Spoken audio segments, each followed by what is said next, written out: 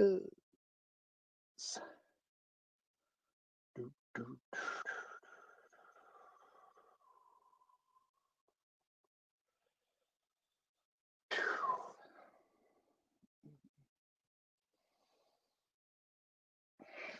I'll just wait for a few guys to come on, and we'll get going. Let's get a cheeky S72 gin in. Pre-match nerves, people. Evening. Looks like a few of you are coming on already. Evening all. Pre-match nerves drink there. You know how it is. Ah, beautiful. People coming in. Lovely jubbly. Make sure you get all your questions in, people. I'll bring on your man in a minute. He's in the background. Don't forget to get them questions in to me. Right then, people. Lee Ashby here. Motocross and Speedway Memories. Good evening all. I can see you're all coming on already.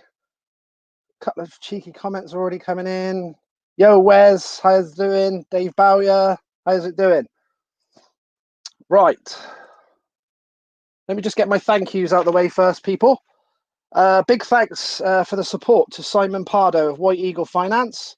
They give quality financial advice for pensions, mortgages, investments, and protection. Check his website at www.whiteeaglefinance.co.uk. Big thanks to Stefan Everts with his S72 gin and vodka brand. Check out his amazing products at www.s72gin.com. You'll also see it going along the ticker at the bottom of the screen throughout the interview. Also, big thanks to Tom Brown from Moto Extreme down in Marshfield. Great little shop down there. And his Moto Part 46 practice track off the M4 there at Bath. Check them out for all your off-road needs, including the new 2021 Kawasaki's at www.motoextreme.co.uk, and you can phone on 01 225 89 227. And then also a new one that I've just introduced tonight, thanks to James Burfield of Even Strokes online off-road shop. Check his website at www.evenstrokes.com. He's on Facebook, Twitter and Instagram as well. Check them guys out. They got some great stuff on there as well. Right then, people, I can see there's loads of you in already. There's already like 90 in here live already, so that's beautiful. Must be keen to see whoever's coming. It's giving me a little smile. Right. Oh, we're nearly 100 live already. What's going on? Must be someone decent. Wow. It's all going off. Right then, we'll give it the 30-second countdown here then, people. And let's get this underway. Looks like you're all excited. Right then, people. This man was a former 125cc world champion in 2001. He's still Britain's last world motocross champion. Plus, he was also runner-up in the 2000 series as well. He's a multi-British champion. He's multi-rode for MX the Nations on the podium, won his own class at the MX the Nations as well. Absolute British legend of motocross. Here he is, the man, Jamie Dobb. How's it going, Jamie? It's all good. How are you? Not too bad at all. All good, mate. Good to have you on. Really appreciate your time, mate. Thank you for having me. Just had a nice Sunday lunch and a bit of red wine, so I'm just waking up from it. I had a little Sunday dinner as well, and now I'm just having the old gin as well. So beautiful. All good. Beautiful, beautiful. Everyone's on there. We're well over 100 people online already, all over the place. Everyone's firing in questions already by the looks of it. So they're all ready for you, Jamie. Jamie's put, are you ready, Ed? Oi, oi. Everyone's coming in. Paul Edmondson's in. Love it. Enduro evening. Where's the J Dogger? He's on now, Paul. We'll have to get Paul Edmondson on once. I'd love to get an Enduro one on. He was a bit of a legend of the Enduro, wasn't he, Jay? Yeah, I think Paul's like, he's one of them unique people. You know, I work with him quite a lot. He's one of my best friends. We've been friends over 30 years, me and Paul. So, you know, he's done some cool things. You know, he doubled James Bond in the new movie coming out, and he's doubled some quite big hitters and stuff. So in my new life in the movies and stuff, we work quite closely together. But you know, Paul's a 4-time world champion, and I think he's the highest winning gold medalist at the 6 days. So you know, I think, like I say, Paul, you don't get many people who can ride a motorcycle like Paul Edmondson, that's for sure. Yeah, I remember when I was growing up racing in the 90s, keep picking up the TMX every Friday. I remember Paul was always in there winning the World Championships in the Enduro. It was pretty Yeah, cool. yeah, Someone's yeah. put Fruity Sunday. It's Fruity Sunday. It is indeed. We're well over 130, is it nearly 30, 130 already? Wow. They must like you, James. Well, didn't know that many people knew me. They do now. No, they've always known you, mate. Absolute legend. And look, I was just basically having a quick chat with you off air. Just saying, look, in the background there. Let us know a bit about that in the background for us would be cool. Obviously, that's my championship winning bike from 2001. It was nicely gifted to me by KTM when we won the championship. And the two jerseys are from Namur and Geldorf, where Namur, I won the GP, but I didn't win the championship. But mathematically, I could have still been beaten. But I had enough points, I believe, at that race to win. Yeah. And then obviously that one's Geldorf, and that's where I did win the championship. So yeah, and there's a few more other things in the cabinet there. There's the metal out of my shoulder where I broke my collarbone, thanks to Paul Edmondson. So You had two, didn't you? You had two broken shoulders when you won the title, didn't you? yeah. First one was Sweden. Paul came with me. He had a weekend off, so he came with me to the race. And I think he had a fun night and came out back in the early hours. And I always blame him. It was his fault, but he didn't wake me up or anything. But I ended up breaking my collarbone that day, so he always felt quite bad about it. Wow, Yeah. didn't they have like a t-shirt? Didn't you have some t-shirts, Jamie? Well, I'm sure it was something like two broken collarbones, still world title, something like that, wasn't it? Yeah, I saw some. my sister's got still some of them. I don't know if I've still got one of them.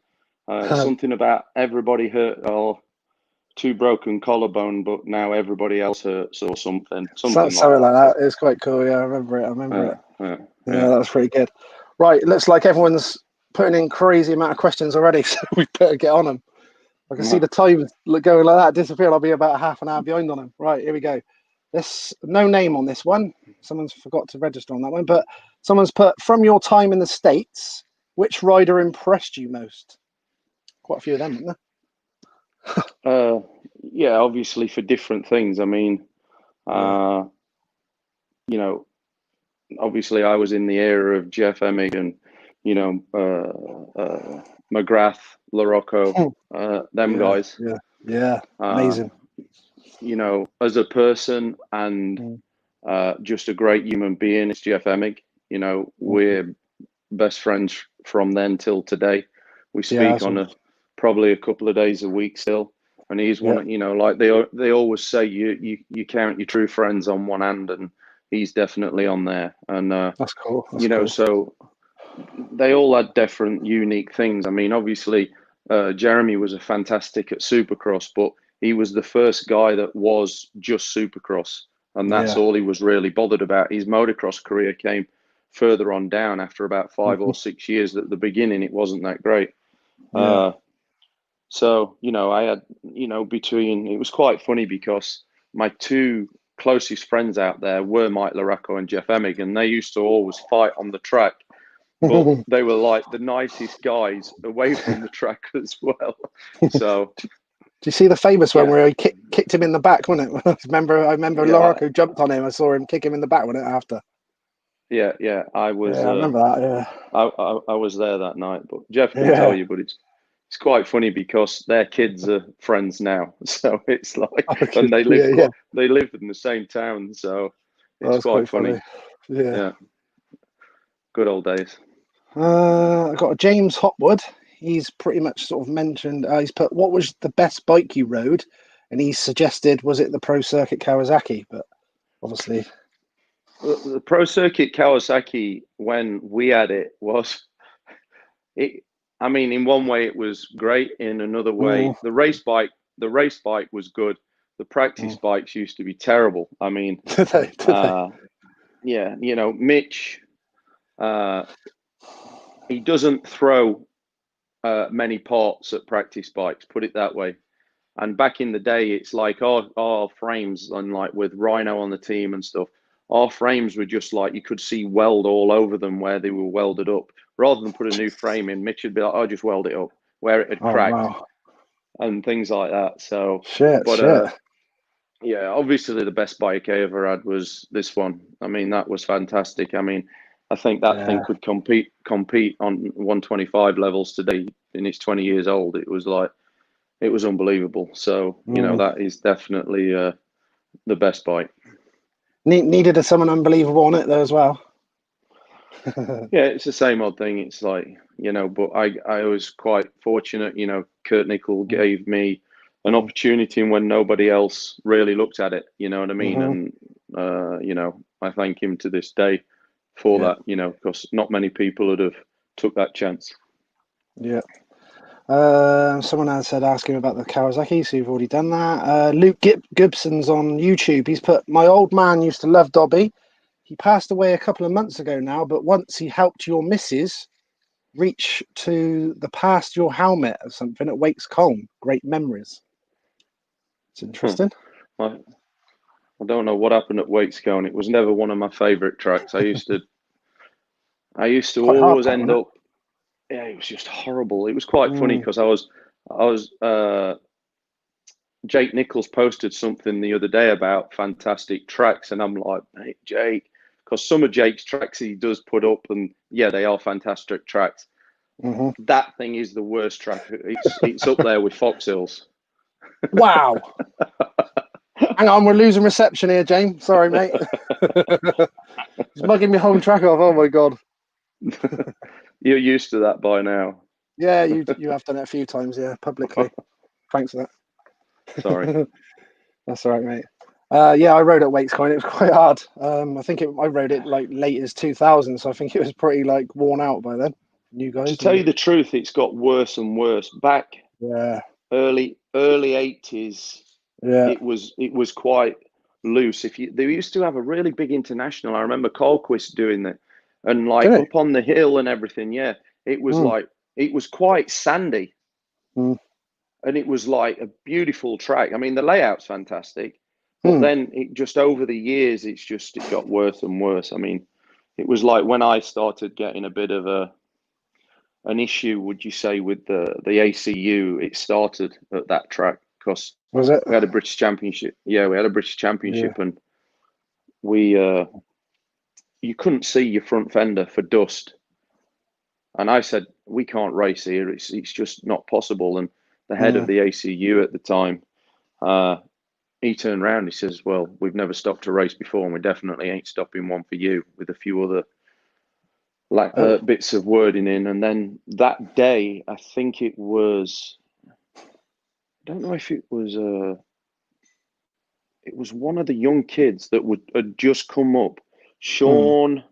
They used to call him Chunk, and he couldn't see, and he landed on a bike.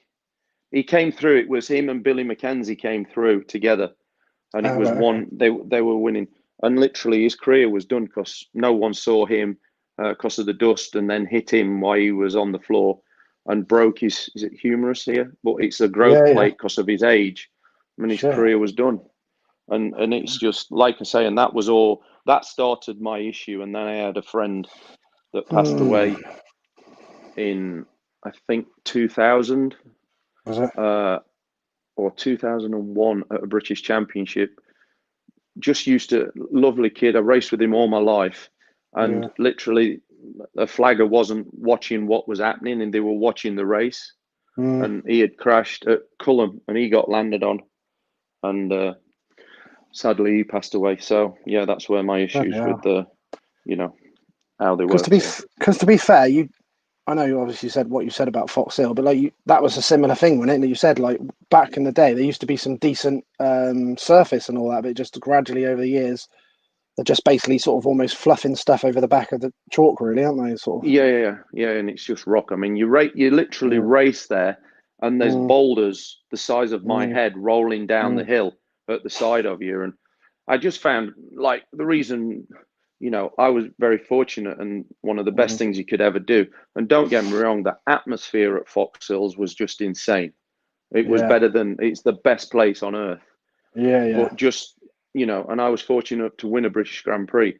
But Yeah. on the back end of it, as a British rider, it was like you were going to another French or Italian Grand Prix. It wasn't really, you know, if you went 20 minutes down the road from Farley and it was all off cambers and everything, and then it would lovely, be definitely helping us. But that was just helping the Italians and French, like I say. So, yeah. Fair enough. I remember Malin said same sort of thing as well. Paul Edmondson said, loving it, boys. Cheers, Paul. Hopefully we'll get you on soon then. That'd be really cool. Luke Gibson from YouTube put, also, do you remember playing in a charity football match at Tiptree? Yeah, I played in a couple of one. That was, I used to love my football. I still do. So I do remember, I didn't do very good at the time, but I remember my leg. Always remember my legs not feeling great the next day after we'd played. Yeah, wrecked. I think it used to be back in the day, it was a really big thing.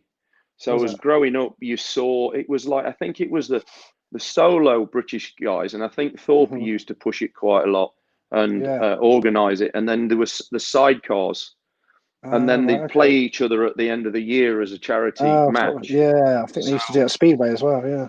So as a kid growing up, you used to see all these guys doing it, or Heroes, you used to look up to, and it was like you wanted to be a part of it. So and like I say, I love football. So yeah, I think I played in two. One was, I don't know where the other one was. I think the other one was Oxford Way, maybe that down there. Oh, was it? Yeah, but the first one was out there that I played in. Yeah. Oh, interesting. I've just literally jacked all my football managing in. I've just been doing it for 17 years. It's driving me mad now. So, all right. I know you know Mike Brown. He's put evening gents. Oh, old Mike used to race around my time as well. Good old Mike. Actually, we'll talk about that while he's just popped up about your charity that you're involved in. Let's speak about that. Let us know about that. Yeah, obviously we've had the Road to Recovery. We've had it for a number of years now. It started in about 2001 when Jimmy Button got hurt in America. He had an issue with his insurance, so that's where it started. And then we brought it to the UK about 6 or 7 years ago, and it's taken about 3 years to get the charity number, but we do now have an English charity number, which is great. Roddy Brooks, who used to be the editor of MCN and things like that, he's really been a big push. And then Mark Davis, who was MD of Honda Europe, he's come on the board now, and he's been a fantastic help. I mean, he's got so much experience and advice to help us grow this now, because at the end of the day, the one thing that scared me with racing was being paralyzed or getting a life-threatening change in injury. And so, you know, that's my biggest part now that I want to be a part of, and just get it to a better position, that we're in a position to help these guys when, or hopefully not, but if something is to happen, that them and the families, and obviously make the sport safer as well at the end of the day. So is there a website for that now? You're on social media, or if people want to check it out? I mean, it's roadtorecovery.com. It's all the American side. We're going to be the English come European link to it, mainly starting in England. Ours is a little bit different to America, where we are helping amateurs and things like that. America is mainly professional, but we are we want to help amateurs as well. But then we do help, you know, in Europe with professionals at the Grand Prix and things like that. So it's just stepping stones. We're just building now. Obviously, COVID really stopped a lot of things. So, but now the one good thing that came out, that we did get the charity number, so we can really start doing things. And we are bringing somebody on to start running it for us. I've known him for quite a while now, so hopefully we'll be able to announce all these things in the coming weeks, and really start pushing and getting in a position to, you know, just of the support and everything. But obviously, and that's where I met Mike. Obviously, he's the perfect example. He's an ambassador for us now. And for people who don't know, Mike raced motocross. He was in the army, but during his racing, he had an injury to his leg. He broke his leg, went to his local hospital, didn't think nothing of it, and it just so happened had probably a surgeon there that wasn't specialist in that injury and that area of the body. And the long and short of it, he had to have his leg amputated. So, you know, he was asked to, you know, go and play golf for his mind and help with that side of it. And now he's on the PGA Tour. So he'd never picked a golf club up before, and now he's on the PGA Tour. So he's a fantastic person, and he's just it's just what kids need, you know, as a, you know, and that's why he's an ambassador for us, because it's like, you know, someone who can, you know, at the worst possible part of his life think like, shit, what am I going to do now? And he's turned it into something where it's become a profession for him. So, you know, and hopefully we can be in that self to, you know, there's a number of athletes that we have helped that are there for the people that do get help. So if anybody is out there that does know someone that has life changing, not like obviously a broken arm or things like this, but life changing injuries, you know what I mean? Then just reach out and we'll be happy to, you know.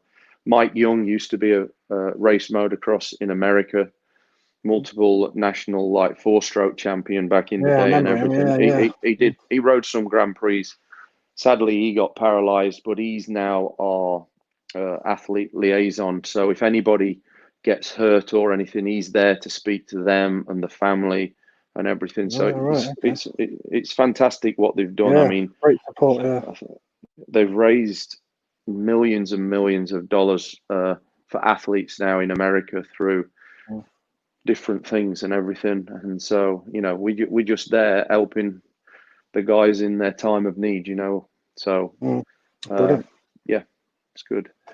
A lot of the guys, or the ex-BSMA guys, know Mike as well. He rode in the same club as me at one point as well. So I remember Mike quite well. Great lad. And that's great that he's doing that as well.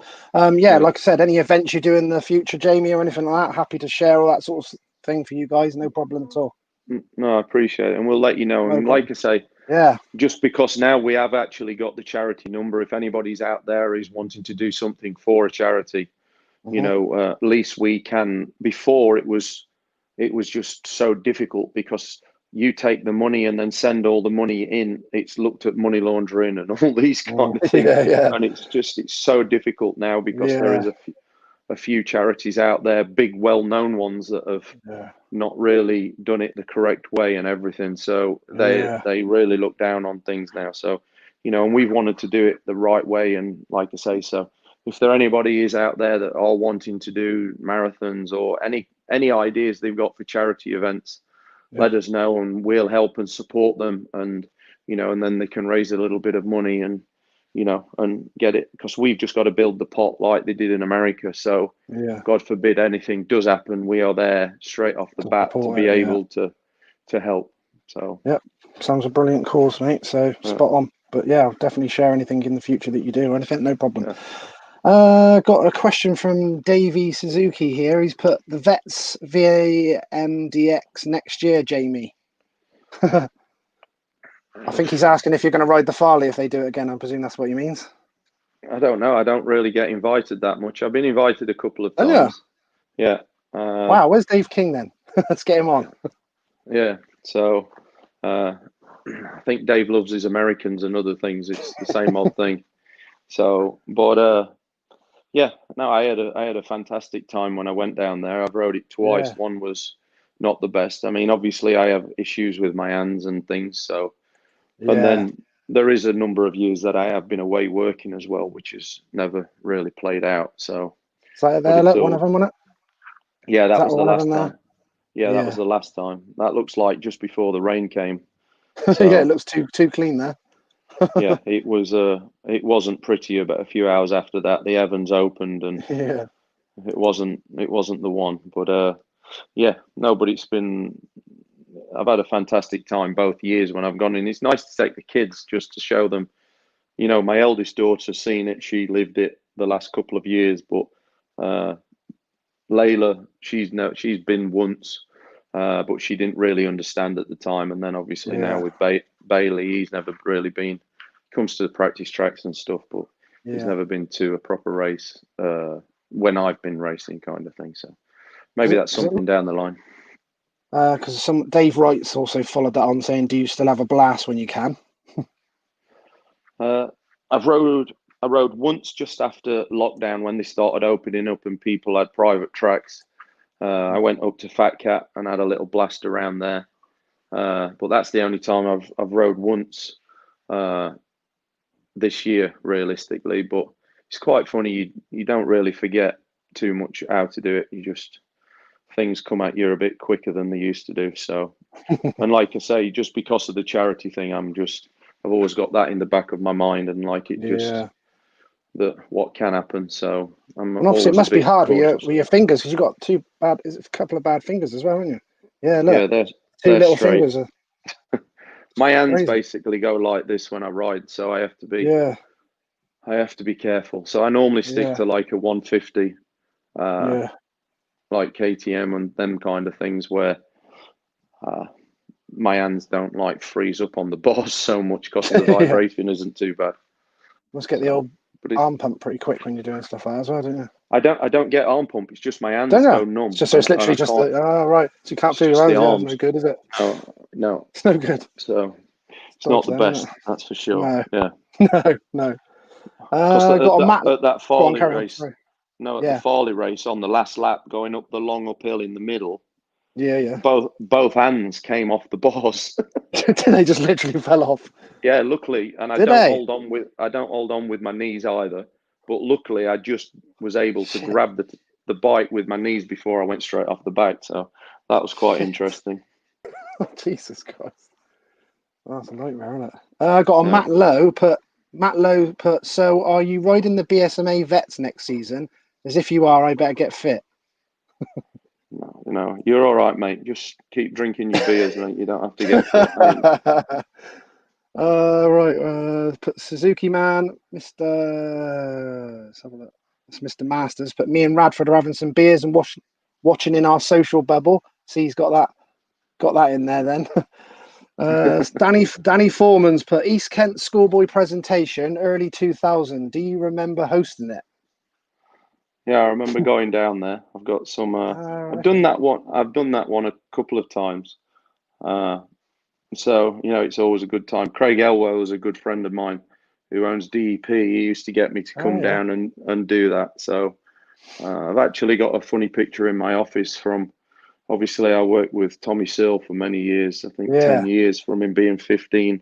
Mm-hmm. And there's a picture. I think his mom gave it me when I was giving him a trophy back in the day. Right, okay. Yeah. Yeah, with his That's little brilliant. tracksuit on. So yeah, I was going to say, there's been some wild, dodgy pictures from the old presentation days, isn't there?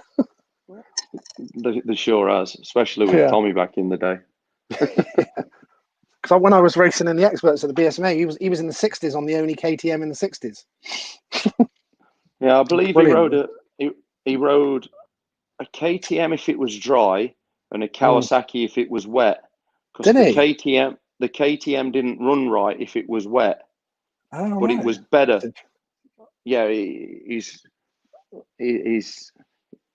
Quinton, his dad. He's a character and he's a builder and he's a great man, but he's not a great mechanic. So it's like that, is it?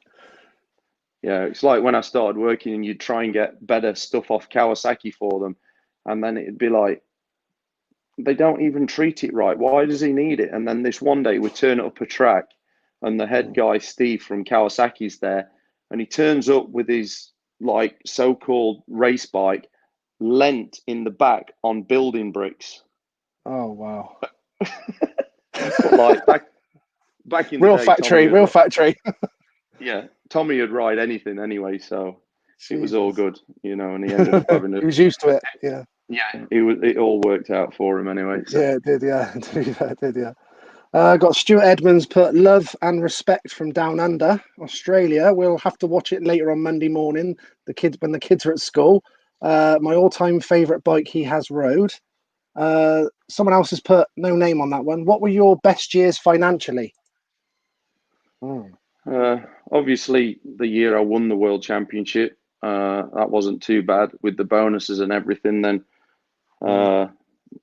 that'd probably have been the best. But then obviously the next 2 years following that, obviously with your base salaries went up quite a lot. But then, Yeah.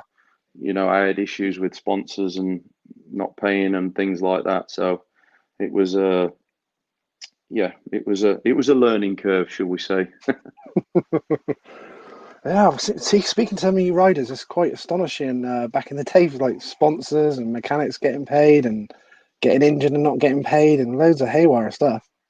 Yeah, it's Scary, man. it's it's a strange world, you know what I mean? And it's like, there's been a number of people who have had, you know, I just remember there was one guy, I don't know his name or anything, but he came in and started saying he'd invest money for everybody, and he was like showing everybody. He got to know everybody, and like I say, I don't know his names or anything, but it was like late 80s, I think, and I think a lot of people gave their savings and stuff to this guy, and he ran off with everything. Jesus. And yeah, a lot of riders and things, but then yeah, I just, we had people, it's history now, but that took serious advantage of us and everything. And it was it's like I say, you can't really be bitter about it nowadays. You just got to put it down to learning curves. And to tell you the truth, that's why I actually did go into management. Is it? Yeah, to Yeah. try and help athletes not make the mistakes I made, but also Yeah. try and get it that by the end of the careers they've got something to show for it. You know Yeah. what I mean? Yeah. Look after him. Yeah. Yeah, there's a lot of kids and a lot of shysters that come into this world. Yeah. It's dodgy. You know. Few dodgy people out there, that's for sure. Yeah, yeah. Yeah. Wes Carlisle has put, what was your best era of racing? 80s, 90s, or the 2000s? Well, obviously, result-wise, 2000s was good, but yeah, it all had its good points really. The 90s was good. We had, I won my first Grand Prix, won my first national. I did my first British Championship in '87. I was 15. Paul Mayling got hurt in America, and there wasn't, for my development, there wasn't the competition there because Paul had got hurt. Yeah. And I think Dave Thorpe was a big part about getting me, because back then you had to be 16. Yeah. And then he got me a special license, so I could actually ride the British Championship. So I got third in the British Championships when I was 15. So, but there is, that was again, steep learning curve and a bit of a different one because I was so young. No, it was just like certain people not probably impressed with a 15-year-old kid racing against them. Yeah. I had one. But in at the deep end, yeah, and I had one person waiting for me after the race. Well, a couple of people, a couple of different things. So it was. What names is that then? I think Mr. Anson was one of them. He wasn't very impressed, and I think was he? him and all his merry men of his crew and fans and everything were waiting for me. Were they? Yeah. Luckily, I had a bit of a guide that used to come to some of the races with Glenn Wales, I think and I think he liked to tear up anyway. So I think he was looking forward to it. So I was like, yeah, he was happy for it. Yeah. But then I saw Greg at the Motocross of the Nations because I went to the Motocross of the Nations in early, wasn't it? Unadilla in '97, and we just went as spectators and fans, and we sat down with him, and he was great. He was like, it's not easy when a 15-year-old kid's like trying to beat you, kind of thing. So no, it all ended good anyway, and then all good then. Got Fitchy on YouTube has put, how much was you on your own when you were in the States? Was it true someone gave you a phone directory and said, find yourself some digs? Yeah, my team manager. I turned up in a yellow cab at Pro Circuit. They wouldn't pick me up or anything. Wow. I turned up I was 20 at the time, Hmm. little farmer's boy, never really lived on my own or anything. And I'd always had my brother, but then my brother went to work for Kurt. Julian, yeah. Yeah. So I turned up. I walked in with all my bags, and I'm just pulling all my bags in with them. They don't even really come out. And then Mike Hooker, he's a great guy. He said he introduced me to my mechanic, and then he says, "When do you want to go ride?" I says, "Well, I got to find a place to live." He says, "Okay, then come through here."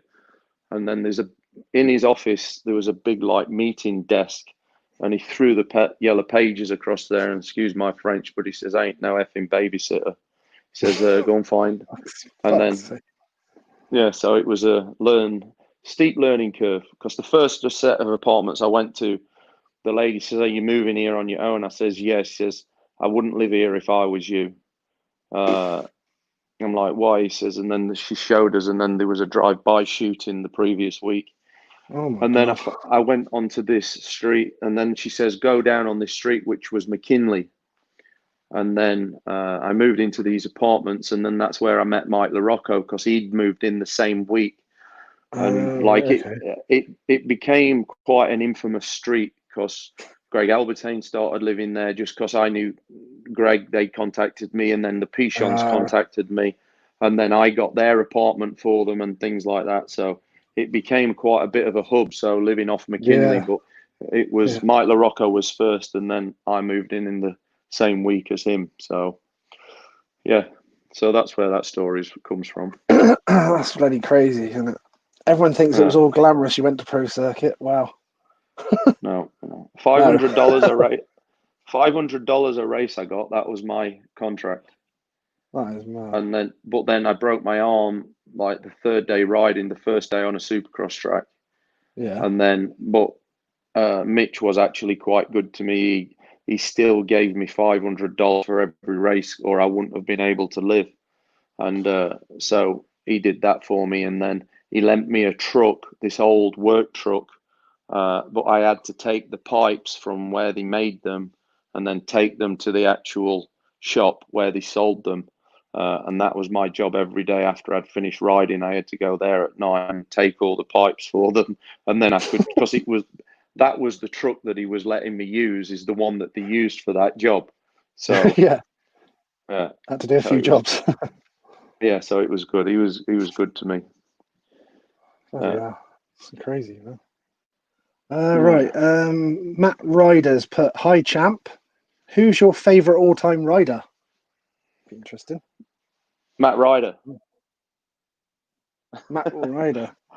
Matt's one of my best friends now. Like I say, where you count him on one hand, he's He's definitely on on the the hand, is hand. he? So All right. he's on there. So yeah, he's one of our closest and dearest friends, kind of thing. So I ride with Nice. Matt. When I used to be racing, though, Matt used to come out on the receiving end quite a lot. So Did he? Did he? it was just, we used to meet on the track. We still do now, and Yeah. one of us ends up normally going down. So it's Yeah. it's Used him yeah, as a berm, did you? yeah, yeah. But my So what's? one-time favorite rider, Yeah, yeah. other than him, obviously, is Ricky Johnson. Ricky Johnson, Yeah, mad dog.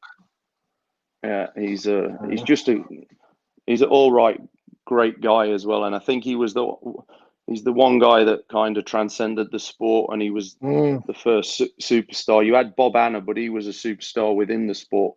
He was the first one that, really, he was Sort of just a made it good hip, dude. didn't he? He made it hip, sort of thing, didn't he? He made it trendy.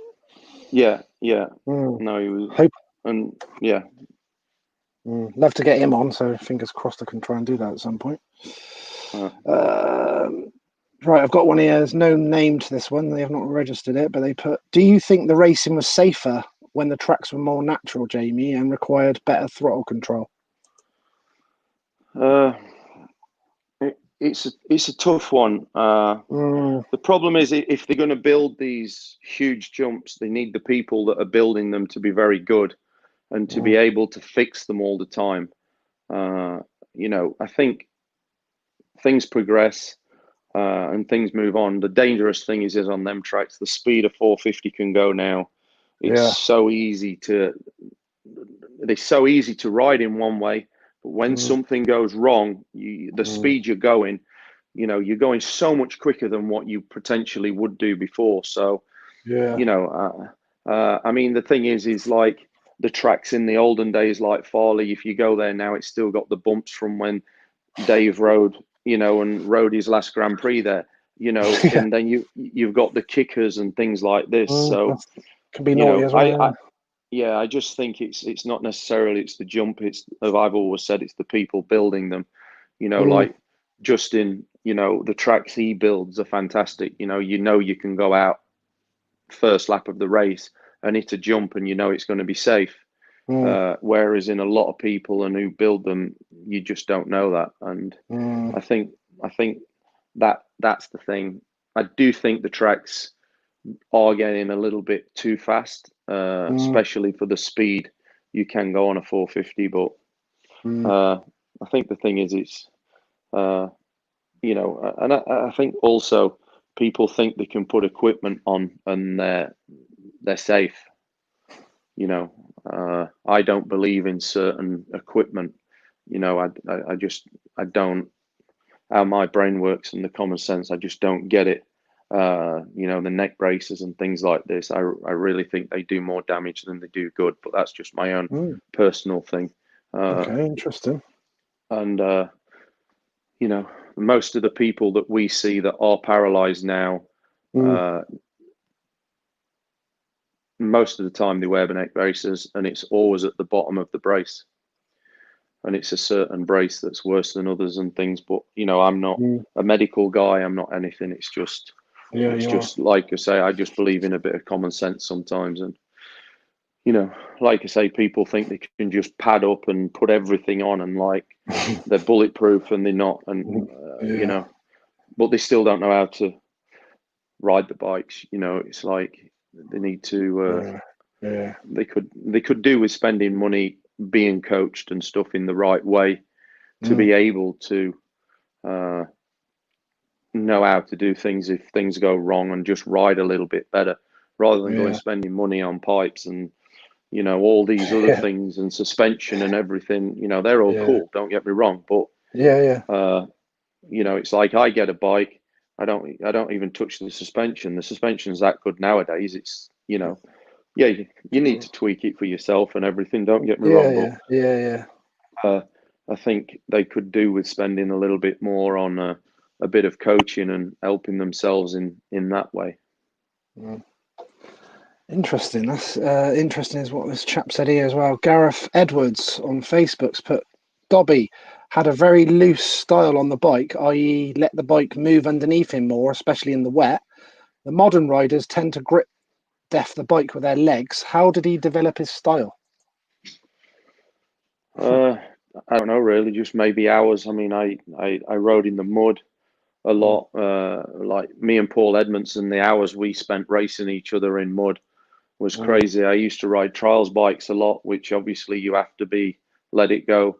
And I'm quite bow-legged as well, so I've never really held on to a bike tight. So I think it's, and obviously my upper half was just, I think you have to be a lot stronger to ride that way, but it's just the way I rode. It's like other people, you Stefan Everts and people like that really ripped on. I mean, I don't think I ever rubbed a pair of graphics off in my life, realistically. So it's probably. I think there's quite a few riders that you sort of tend to, when you see them on the track, you just knew who that was. Their styles.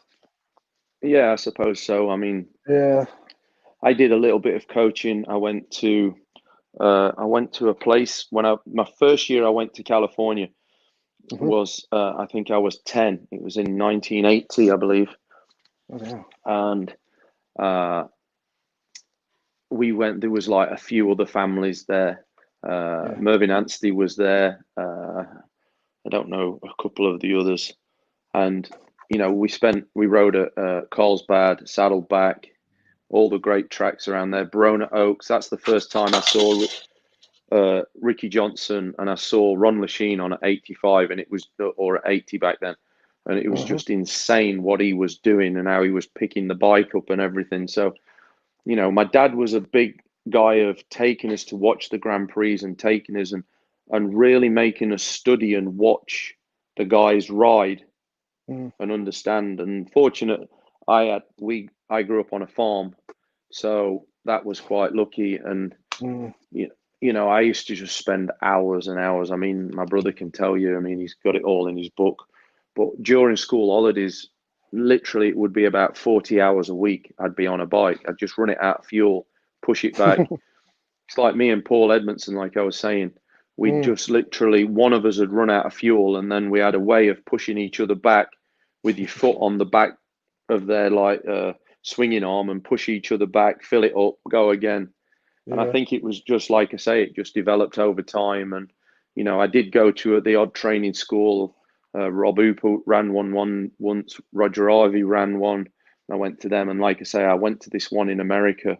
I forget the gentleman's name, but it was the Suzuki school out there. And we went there back in the day. But that's all. There wasn't really many schools I went to back then because it wasn't really like it is now. So yeah. So I'd like to get to see that book one day. Have you still got that? Your brother's book, Julian, when he did all his little bike settings and where and what you were doing and all that. You still got that?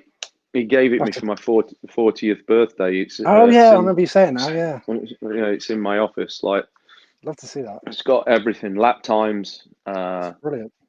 the jetting. You know, if you speak to Kurt, it's quite funny because he always used to say that if there was an issue, he'd bring out the settings from Ling in 1990. I had a good day there, so yeah, it's quite funny. That was brilliant. How we got to the bottom of that story that time when I was at Fox Hill with the Julian Rawson thing and everything. Yeah. That was brilliant. Right, Lee Monday put "You're the man, Dobby." Another memory here from Darren Felton. He's put, "Remember Jamie running around the paddock at Tidswell, was it? Making a motorbike noise. Tideswell, yeah. Tideswell. Making motorbike noises. Then went on to being a world champion, top local lad, and great family of good motocross riders. All the best, Jamie." Darren Felton. Thank you. Yeah, they own that family. We've known them obviously for years, since back in the day, and they run a CMC. It's a big motorcycle shop in around this area, and they do fantastic for the industry. So yeah, I do remember Tideswell. It was next to my grandma's old house as well. So and there was Norwood and all them kind of tracks. So it's the YMSA basically. I got Philip Johnson's put, "What motocross bike would you have if you were racing today? Please say KTM to upset Matt Ryder." Philip Johnson. Yeah, I mean, I still KTM still take care of us, kind of thing. They let us take care of us with one bike a year and everything. So when I do ride, I do a bit of riding, I do tend to still ride KTM. There you go. Look. So. No one's got a name on this one, but I remember this chap. I've got to remember the name. You'll know when I tell you the question. He's put, "Ask him who makes the best eggy bread." Digger, my best mate at school. That's it. He's not come on. His face in on the profile, but I remember him asking me before. And I thought, I can't ask that. He's not as thin as he was at school. That's probably why I ain't put his picture up. So no, we used to sneak off, and I love cooking, and he was the first person that started doing it. So we used to go over to, he lived straight opposite the school. So we'd go over at lunchtime and make this eggy bread and everything. So yeah, he was my best mate all the way through school. Yeah. He likes that eggy bread. Yeah, he does. I got another one here. It's not registered here, but it says, "Remember a schoolboy race at Cheddar where there were rocks larger than house bricks?" I can remember. It's funny with Cheddar because obviously Conrad lives down there now. I mean, yeah. So I don't really remember it, but I could imagine back in the day there was some Rummel tracks That's the one good thing with nowadays. They do take care of things and Yeah. make them quite nice to ride on. That's for sure. I've got Davey Suzuki put Wokenham, Jamie. Is that anything to do with what we was talking about before? Wokenham? Was that the name of maybe? Maybe. What was the name of that chap you was trying to remember from Waits Colm, wasn't it? You just put Wokenham, Jamie, so I'm not sure what we was talking about then. No, I'm Okay, not. anyway. No. Anyway, there's another cool thing here from, he's called GP Chris. It puts, my son was born in 2002 and I named him after Jamie. Wow. Thank you very much. That's pretty cool, isn't it? That's pretty cool. Yeah. Thank you. I got Adam Winslet from the old Farley. He does the Farley interviews as well. He's put, what was your favourite track in the Schoolboys and adult and natural or man-made? I used to love the tracks in the northwest at Elkston, Cheddleton. Cheddleton was one of my favourites. And then probably the British Championship. And I used to love Orkstone because of obviously of it being, but then Brampton was probably my all-time favourite track, both as a schoolboy and a professional. Back in the day when that was first made, it was just a fantastic track, and I always had fantastic racers there. So, yeah, I'd say that was. Okay. I've got a YouTube account here called Basil Brush. It says, Dobby, do you remember some idiot with leopard print hair and fur coat calling you Paul at the Donington dirt bike show in the late 90s? Soz, I was wayward, you're a star. Vaguely, I have an odd job remembering a few months ago, but yeah, exactly that. Yeah, that was probably called a lot worse back in them days. So, and you were probably bang on anyway. So that I was poor back in them days. So you were about right. Yeah.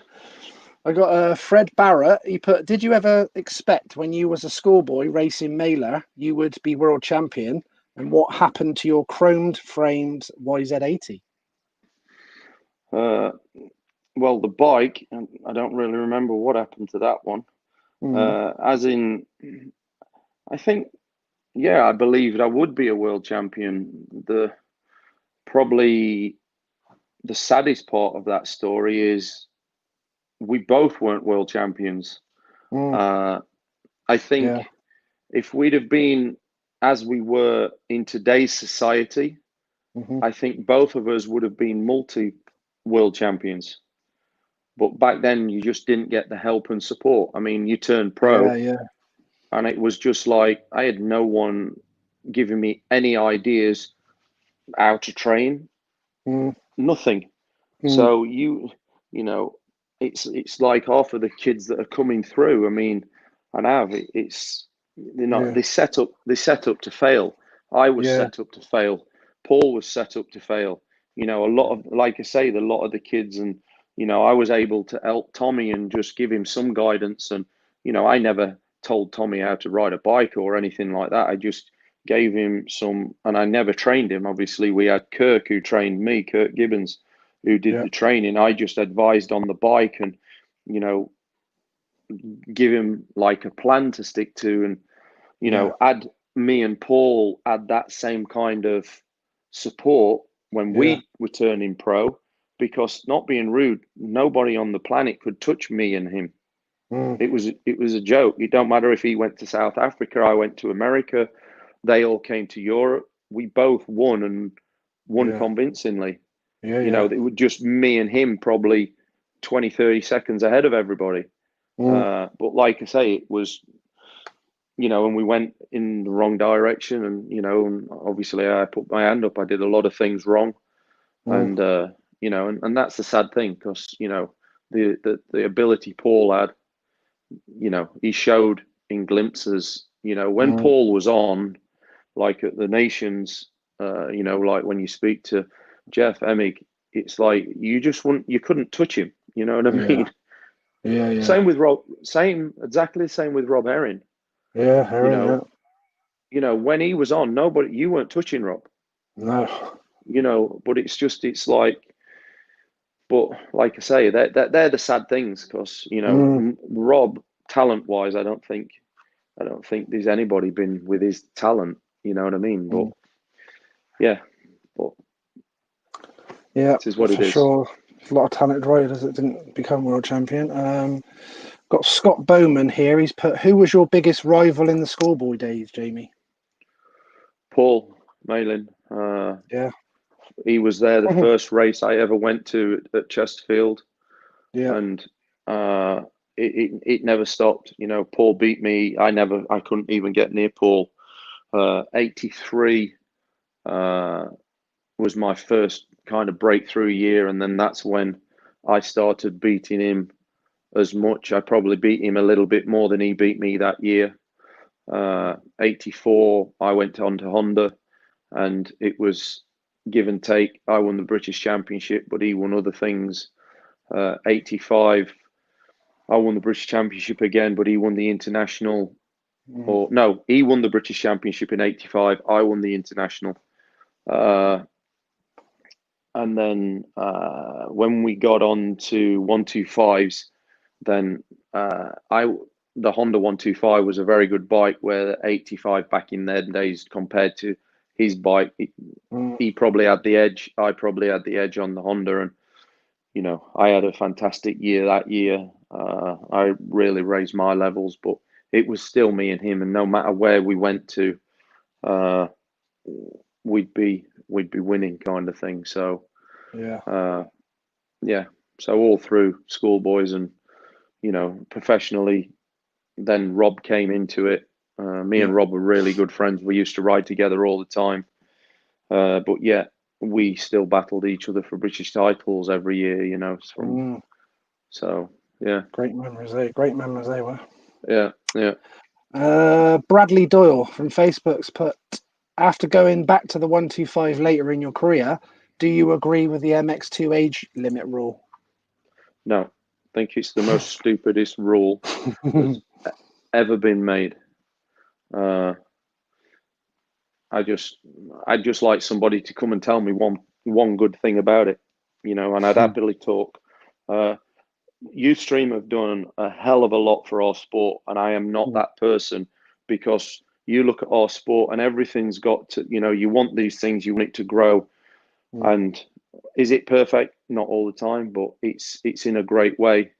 But on the other hand, it's just a sad events with what's happening, because it's just stopping people's livelihoods. It's making, people shouldn't be on 450s, and they could get hurt. So yeah, I'm definitely not a lover of that. I think, like I say, I think it's the worst thing that's ever came, and I'd love it to change, because it's like today I was looking at the races and stuff, and obviously Ben won his last race. And fortunate and good on him. He's got a factory ride. But if a couple of guys didn't decide to retire, and and then it's like, and then his career is going in a completely different direction, because there's just not the rides in the 450. And so yeah, it's just a sad thing, really, because there's certain people. There's certain people that have had to move up that can't really compete in 450. One, they haven't got the bike and the team, and maybe they're not ready. Maybe they're just not 450 guys. But you stop in the career. Are they going to actually win a world title? Or are they going to? No, they might win an odd race. They might get a podium, but it's like, it just makes the championship that bit better, and it also helps the kids coming through. If they've got some like wily old foxes in there that can, it's good to race with them. And like, we had to race with them, you know what I mean? So it is what it is. And you think like the years when your Puzars won the 125 world title, and Bob Moore's. Yeah. I don't know how old. Do any of that. It's crazy, man. Yeah, I mean, I think there's quite a few of them that won it after that age group. But at the end of the day, it's a world championship. Why should you pick? Put a salary cap on the MX2. that you can only make a certain amount. If you want to make the huge 7-figure salaries that the riders are making now, then you have to go 450. Then, or you've got a salary cap in 250. And that's what I think, that could be fair. And if you want to make bigger money, then you have to do that. But it is what it is. They're not going to listen to me or anything, but that's my little vent on it anyway. Right, brilliant, thanks. A few people making a couple of comments. Alan Douglas put, I love the 90s, life's a beach caravan. James Stenner's put, it was a great thing to be doing, Mr. Dobb. He's obviously talking about your road to recovery earlier. These are questions. See, I'm on questions from 7:25 tonight, so I'm half an hour behind on them. Simon Howells on YouTube's put, thank you, Jamie, for talking and visiting to Adrian Mahoney. A lot could learn from Jamie's attitude. Yeah. I mean, Adrian was a good kid, you know what I mean? He used to come down to the race every year and stuff. So, I wish, again, Road to Recovery was in a better position back then. So we could have helped him a little bit more than everything. But this is what we're trying to do now. It's like, I understand with charities, the trust issues there and everything, but,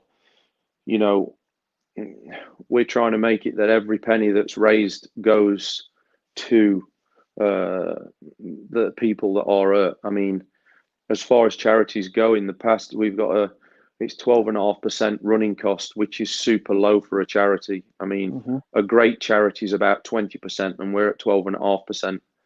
So, we try and put everything back into the people, and we've got ideas and everything to hopefully down the line make it that it's 100% goes back, and by bringing sponsors in, they can pay for the running costs and things. So that'd be good, wouldn't it?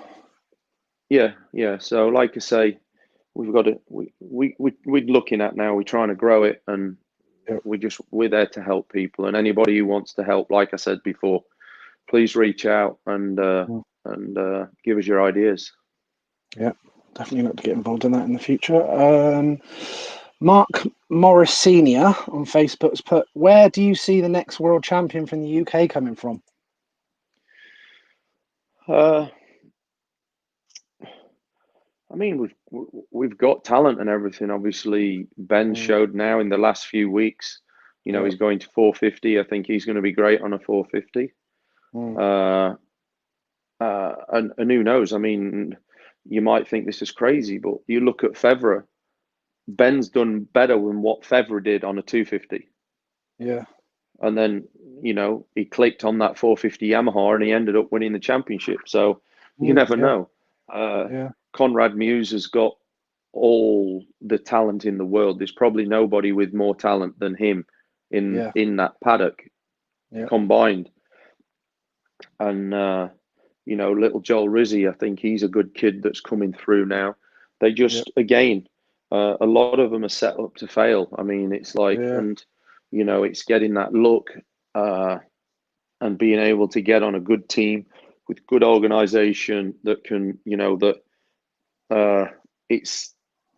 that's all it is. It's like they wake up every day to go and win a championship. And then that's what these kids need.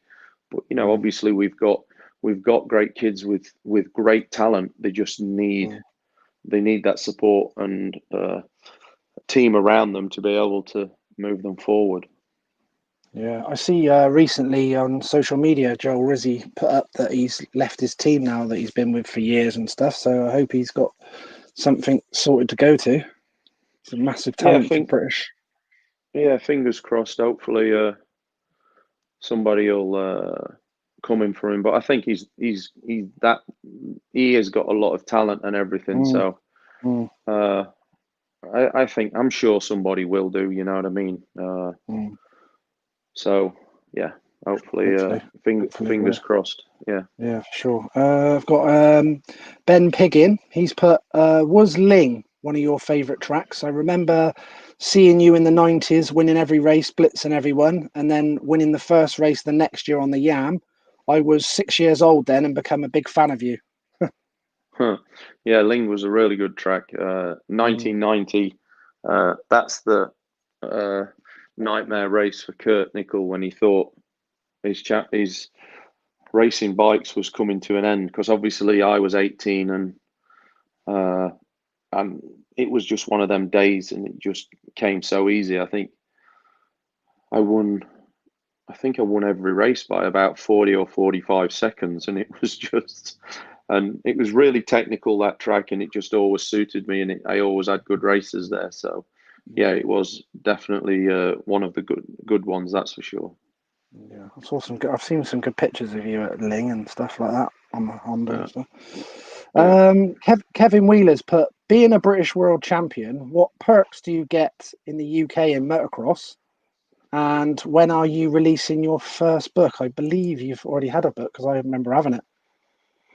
Yeah, I've already released a book. Perks from getting in from the federation and everything, absolutely nothing. Oh, shit. Jesus Christ.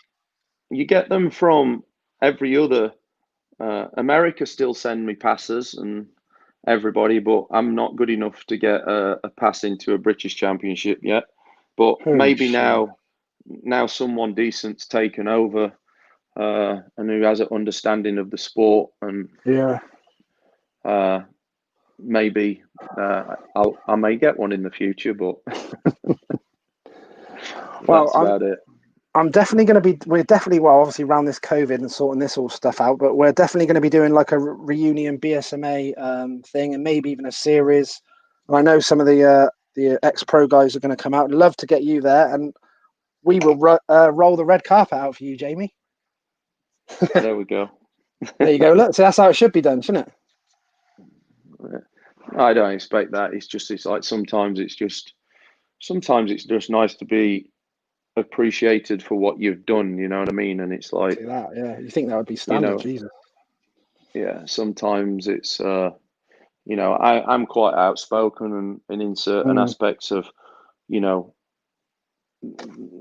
I don't get them, the ACU, you look what the other federations are doing for riders. Look at the Team Italia, what they've always done. Look at what they're doing for the Dutch guys now. Look what France do. Ours do nothing. A lot of backing. Zero. They don't. Why are they not going to these training facilities? I forget the name of them, and doing a deal with them that our top athletes can actually go and train there. I mean, it's like every other discipline can go to Loughborough University. Like when we tried to get Tommy in there, mate, he had to pay more than what most people are making racing in England. But he invested in it to try and get better and things. And it was, it's like, and don't tell me when we've got more members than any other country that we're not in a position to be able to at least do the same. You know what I mean? Yeah. So, like I say, there's just nothing put back into it. So, but if someone wants to tell me the reasons why and everything, then I'm all ears. But and I've always said what always strikes me in the past is you've got the AMCA, who's an amateur organisation run professionally. The ACU is a professional organisation run by amateurs, because the board, basically, they're not professional people, most of them. The ones that are making the decisions are supposedly, and maybe I might be wrong, but like I say, I'm sometimes a little bit outspoken and everything, but someone's got to say it, because you want to know what I was the last world champion. It's a bloody joke. Yeah. With the infrastructure we have here, why we haven't. But again, it goes back to what support, it's like Joel Rizzi and these people. What help are they getting from the federation to be able to, we've got the most physically demanding sport on the planet, but yet they don't get help. But that you expect a 16-year-old kid to know what he needs to do. So, yeah. We'll see. Not great, is it? Not great, is it? No. No. Not great. I've got Martin Turner's put. Does Jamie think that Ben Watson is possibly being robbed of a chance of a world title by being made to go up to MX1? And how old was he when he won his title? I was 29, 28, 29. Mm-hmm. So, yeah, I mean, I was 29. Yeah, 100%. You know, look at, I mean, I think Ben had an injury coming into the season or at the beginning of it, and he wasn't at his kind of best. And then obviously he's just been building back up and everything. But you know, I think sometimes you just can't go into something. It takes a few years to build to be able to win. Normally, to win a championship, to understand what you need to do, you don't just go into it and actually do it. So something like this year has been the perfect thing and confidence builder, because Ben would go into this off season now knowing there's no ifs, whys, or buts. He knows he can do it. So then he would be in his frame of mind and everything, and just every day when he went training would be a completely different animal to what he was before. Not going through the motions thinking, yeah, I'm going to be world champion. He'll know he can. Yeah, So exactly. 100%, Yeah. 100%, Shame, innit? he's been robbed of it, you know. And like I say, people develop in different times. Yeah. You know, it's like realistically, if you're not on that factory KTM team, they've won every year set for 1 year.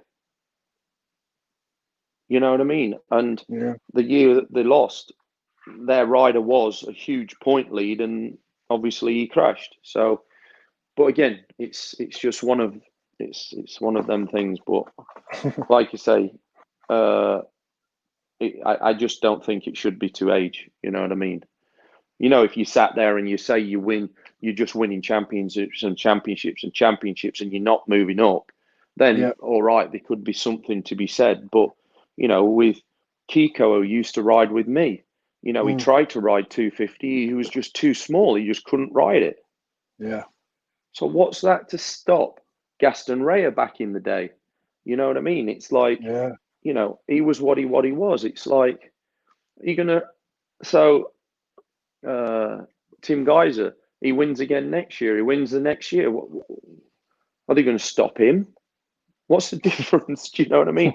So, like I say, if you want a championship where you've got all the best guys in there, then maybe you have to put a salary cap on the MX2 that you're only allowed to make a certain amount, and maybe that would make the guys want to move.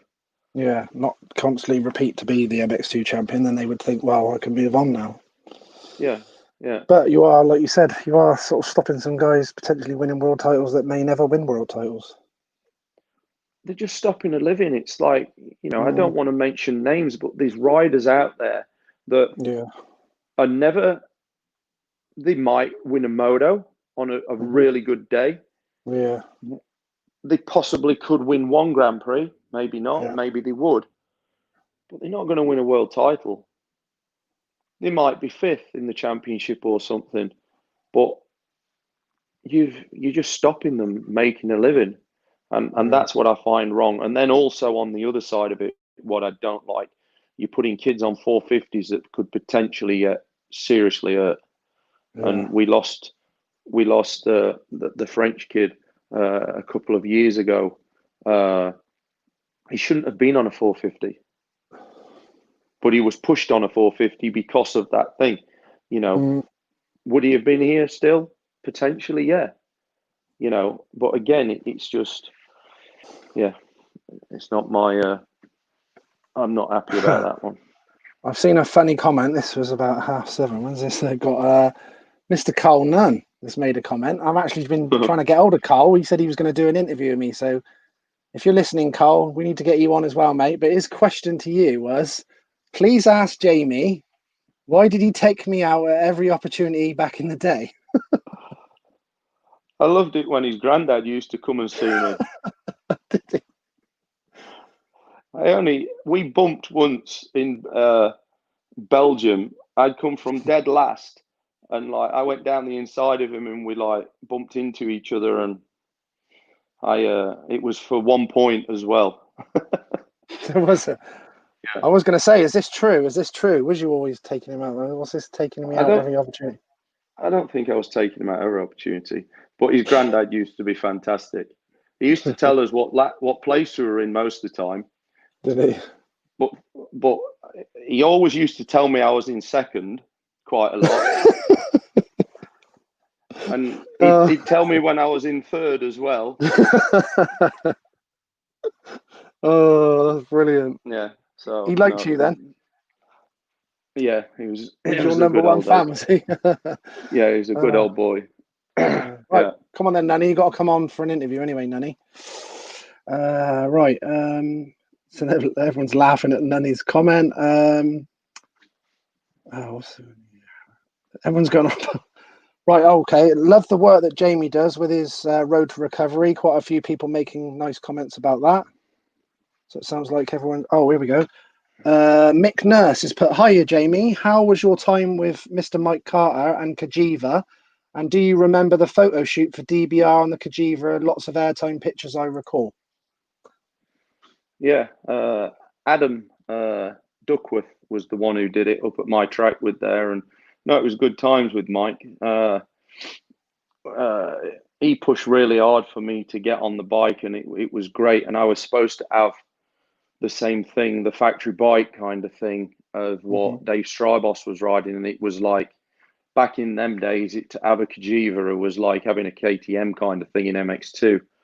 And I was like really pumped to go on it. But, you know, we ended up, then he put us onto the factory and everything. And then we saw a big difference. I think Jan Witteveen, who was running the program, I don't think he knew who the hell I was when I turned up and everything at the factory. And it was just, yeah, it wasn't the best times, but it was one of them. So, but they were good. In general, it was all good. Paul Edmondson's wrote a question. He put, can you tell us about the British Motocross Championship at Nimsfield? J-Dog, final moto. Oh, who said this?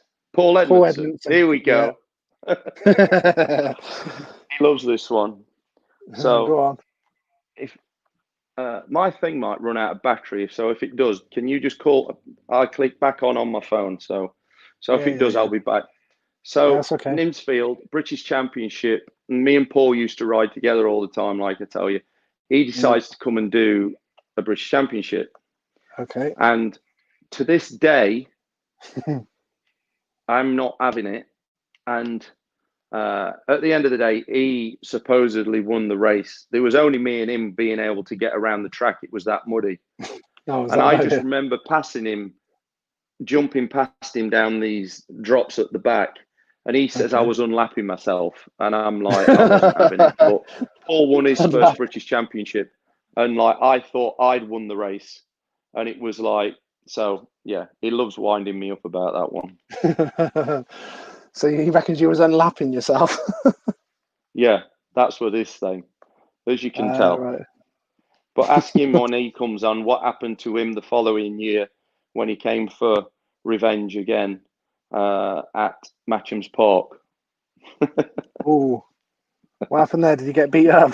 A little bit, yeah. A little bit. Sounds good. Wes Carlisle put, how many pissed up kitchen dances have you had with Calvin?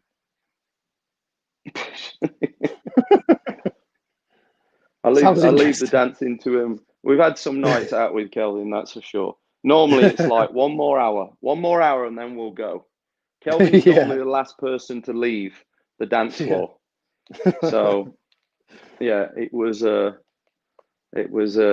but Naomi, my wife, has been a dancer all her life, and she's always said for him and pushed him and said, you got to go on this show, you'll be perfect for it. He's like, oh, I'm not sure. So last year it was great, and we got to go and see him. So yeah, it was good, and it was just fantastic for me.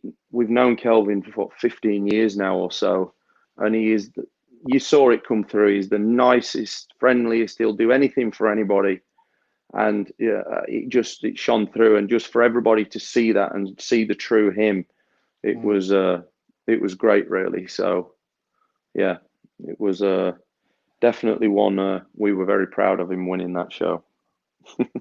Brilliant. I got James Stenner. He's put, the last bike I raced was a 2004 KTM 125, and I still think it was one of the best bikes around at that time. Jamie won the Worlds with that bike. Does he still think the same? Yeah, I mean, obviously 125 wise, it's the thing was awesome. I still think this thing. I can't see a bike from today being any quicker than that was. So yeah, I mean, who knows? But it was definitely the best bike I ever rode, 125 wise, for sure. I got another memory here from Dave Lawson. He put, I remember when I swapped my flag for your goggles at the end of the only 125 race you entered in 2002 in Austria. In 2002? 2002, he's put, yeah. Yeah. Swapped a flag for goggles. Oh, is that what it was? That's cool. Swapped a flag for goggles, yeah. That was my last Grand Prix I won. There was we had the new bike with KTM, and they kind of didn't think I was the same rider as I was before, and we were struggling with it a little bit, and so I asked them to get me a 125 ready, and I did both classes, and I was the fastest in every practice qualifying, and then I won the race quite easily as well. And it was after the 251, so you were quite tired anyway. Yeah. So it was, it wasn't. It was a good day and all, but it was just a bummer because, like I say, the 125 was a fantastic bike. The 250 wasn't. It just had a couple of issues. It probably just needed a little bit. Probably, maybe I didn't have the experience to develop it in the way at the time. So, but, yeah. I got one on Facebook here, no name, but it's put, did you ever do the Weston Beach race, Mr. Dobb? I did it twice. The first one, I was riding for Dave Thorpe's team, and they were the sponsor, Cap Finning, so we had to do it. Not that I really wanted to do it. I had the biggest crash in the first turn. Somebody just T-boned me going wide open. And then I came from dead last and ended up finishing a dodgy second. I still think I got cheated out, but so. Who won that, Jane? And what was the cheating? Mark Hucklebridge. Oh right, yeah, I remember that one. Yeah. Yeah, we can let Mark have that one, but I got to the end and I was like, I passed Tom Church every other lap going up the start straight. Right. And he never passed me once. After I'd crashed and I was coming through, literally he was on a 125 every lap up the start straight. So what that little team were doing, I'm sure they had a nice little line somewhere. Because after the race, were you? Did you cut through anyway? No. What? When a fence went down, you didn't go through it? No. And then he says he was stuck under a quad for 2 or 3 minutes. And I'm thinking, this ain't ringing right here. I'm because I says if there was a fence down and people started going, I was straight through it. I wasn't waiting with all them people. Yeah. So I firmly put my hand up. I was going through if people did, but supposedly they didn't. So I always thought it was a dodgy one. And then last ever race the year I retired, Craig Elwell for some reason wanted me to do it and begged me to do it. And I'd never seen the bike. I turned up. I was second behind Stefan. And on about the 5th corner, I washed out. It was it felt like there was 100 pound in my rear tyre. Yeah. But I went down and this kid, there's about 4 bikes come past me. Then the next minute, Oh, shit. All right, we'll get Dobby back on in a second, people. Don't disappear. That's his battery gone. He said he's going to come back on anyway, so we'll get him back on in a minute. Right, I'm just having a little look through your questions because, as you can see, it's now getting towards 8:30, and my questions. So I am trying to get your questions, people. I am going to get through them for you, and I'm my questions, I'm at about 7:45 when people posted the questions at 7:45. So I'm about 3/4 of an hour behind, but I'm trying to get your questions in. So I'm just having a little look for him now while we wait for Jamie to come back on. Oh, here he comes. Yeah, we're not going to let him back in now that he's done that to us. My battery's going. Yeah, I know. I just said to him, don't worry, people, he's going to be back. I said, don't disappear. Sorry. I said I said I'm about 40 minutes behind on the question, so I'm trying to get through him. Sorry. So he's back now. We're all good. I've actually got my iPod on charge, and for some reason it's gone out. So sorry about that, guys. That's right, no problem. Yeah, so I ended up getting hit. Yeah. By this bike and pulls me down the track, whoever it was, but I'm sure he didn't like me too much. And he pulled my arm straight out the socket. So I got a dislocated shoulder, so that was not good. So that was me. That's me done. Oh dear. That went good then. No. Not great memories of the Weston then. No. That's for sure. But the worst thing was I just started working for the Wasserman Media Group, the management company. Yeah. And the guy who run it at that year, who was the guy, Simon, who had Donington Park for a while. Yeah. And he brought Travis over. And Travis was the #1 guy in the management company. And the big boss is like, make sure nothing happens to him because I don't trust this guy. He'd done a backdoor deal with him. He'd not done it the right way. So he was already pissed off. So I'm in this tent. So I get carried down to the medical tent. And all I can see is these TX10s sticking out. And TX10s weren't made back then, Alpine Star boots. Only a few limited people had them. So all of a sudden I'm like, that's Travis. I'm like, what have you done? And then that's the day that started the end of his career in certain aspects, because he was over the back of a hill and someone jumped and landed straight on his arm and broke his arm. And that's when his wrist, when he had to have it fused and everything, that was from then. So, yeah, weren't the best fun event for me, to tell you the truth. I got a Tony Noble. He's put, has Jamie been listening to Ryan Hughes? Yeah, I always listen to Rhino. Yeah, he doesn't hold back. No. Yeah, I'm supposed to be speaking to him at some point. Rhino's always been the same. He's wide open with whatever he does. You know what I mean? And when he believes in something, he's wide open. And you know, it's like last week. I think obviously he said something. I think on Saturday, and he retracted it later. And I think he was quite emotional. He was very upset with what happened. You don't want to see a kid die, but it is true when people are just asking, oh, is the other track open, or when is the track going to be open, and someone's lying there who's, you know, lost his life. And it's obviously it shook him up.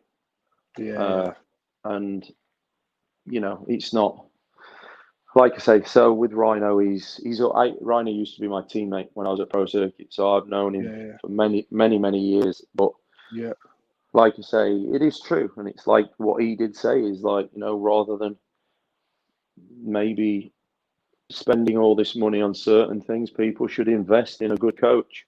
Where, you know, and you have to be careful because there is some pretty bad ones out there that don't really know what they're doing, but there is some good ones, and you know, it's finding the right one that can actually help you and develop. And even older guys learning to ride these new bikes, because like I say, the speed you can go on them, and they can get away from you pretty quick. Yeah, for sure. I got a Vin Pryke on Facebook. He's put, does Jamie remember his caravan he had in the early 90s, multicoloured with Life's a Beach written on it? Was a good time in your career racing, boys? Yeah. Miles Carter painted it me because, and I remember my dad went up and went absolutely mental.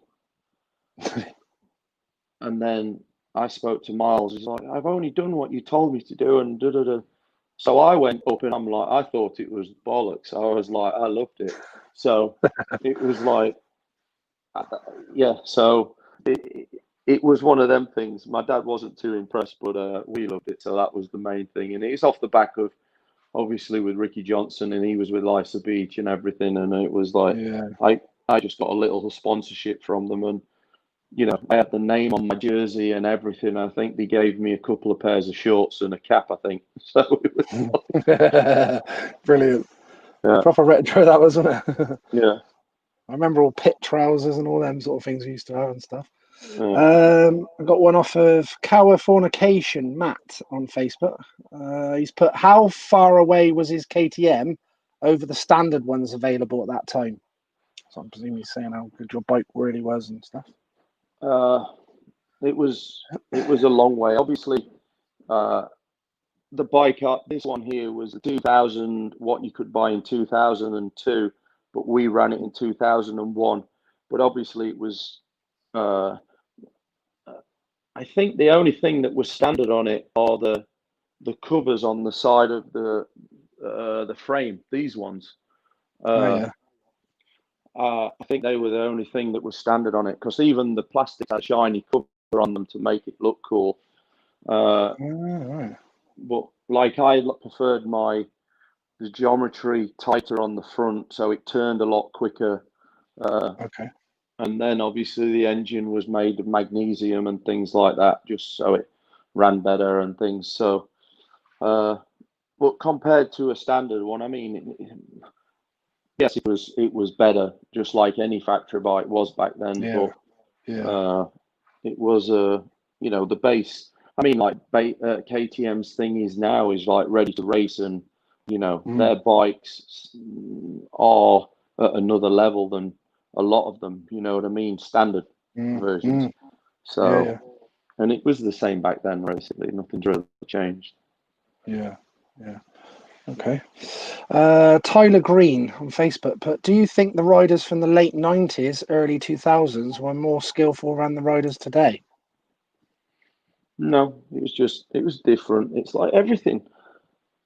I've said this before. Everything moves on, and people learn. It don't matter what sport you're in. It's like, could Georgie Best compete in Manchester United's team today? Yeah, No, it's totally different eras. Yeah. no. Yeah. It's like, could could I, as I was, beat the kids that ride today?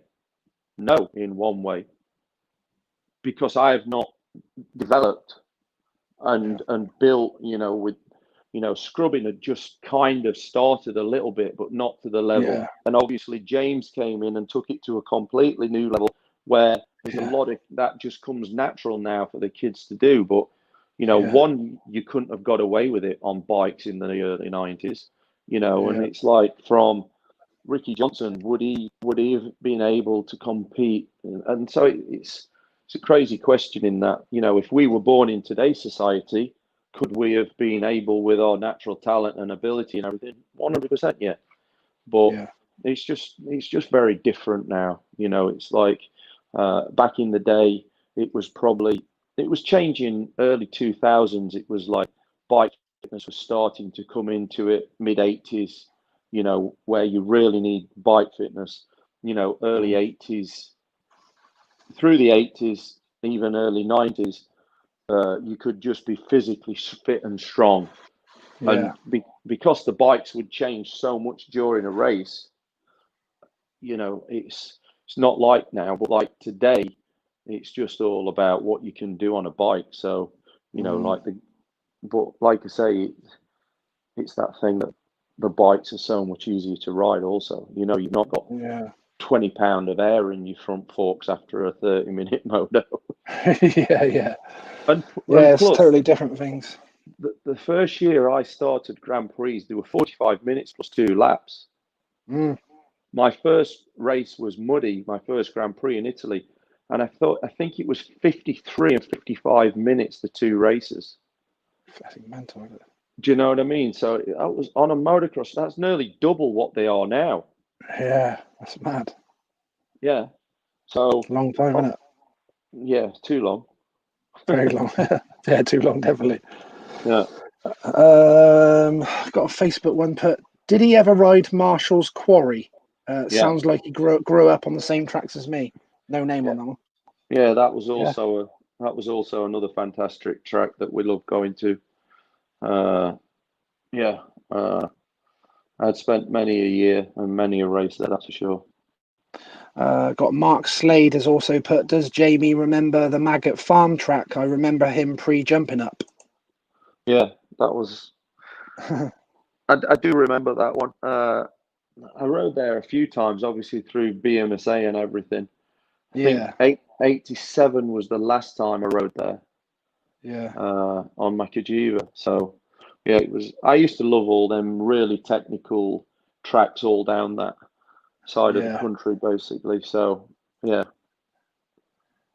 Okay, cool. I got Andrew and Zara Thomas, Facebook. They put, what tips have you got for kids learning today? I think just to have fun. You know what I mean? It's like you just got to put your hours in and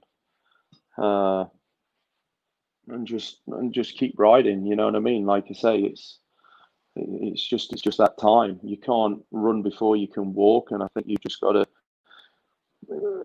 again just have a good old time and enjoy it as a family, because that's the great thing with motocross. It's such a family. You know, we had some great times you go camping every weekend and everything. Exactly, so yeah. you know, but that's the key element. Don't get too serious too quick. Yeah. Because the problem is when you are too serious off the bat, you know, you come 13, 14, 15, you're missing what your friends are doing.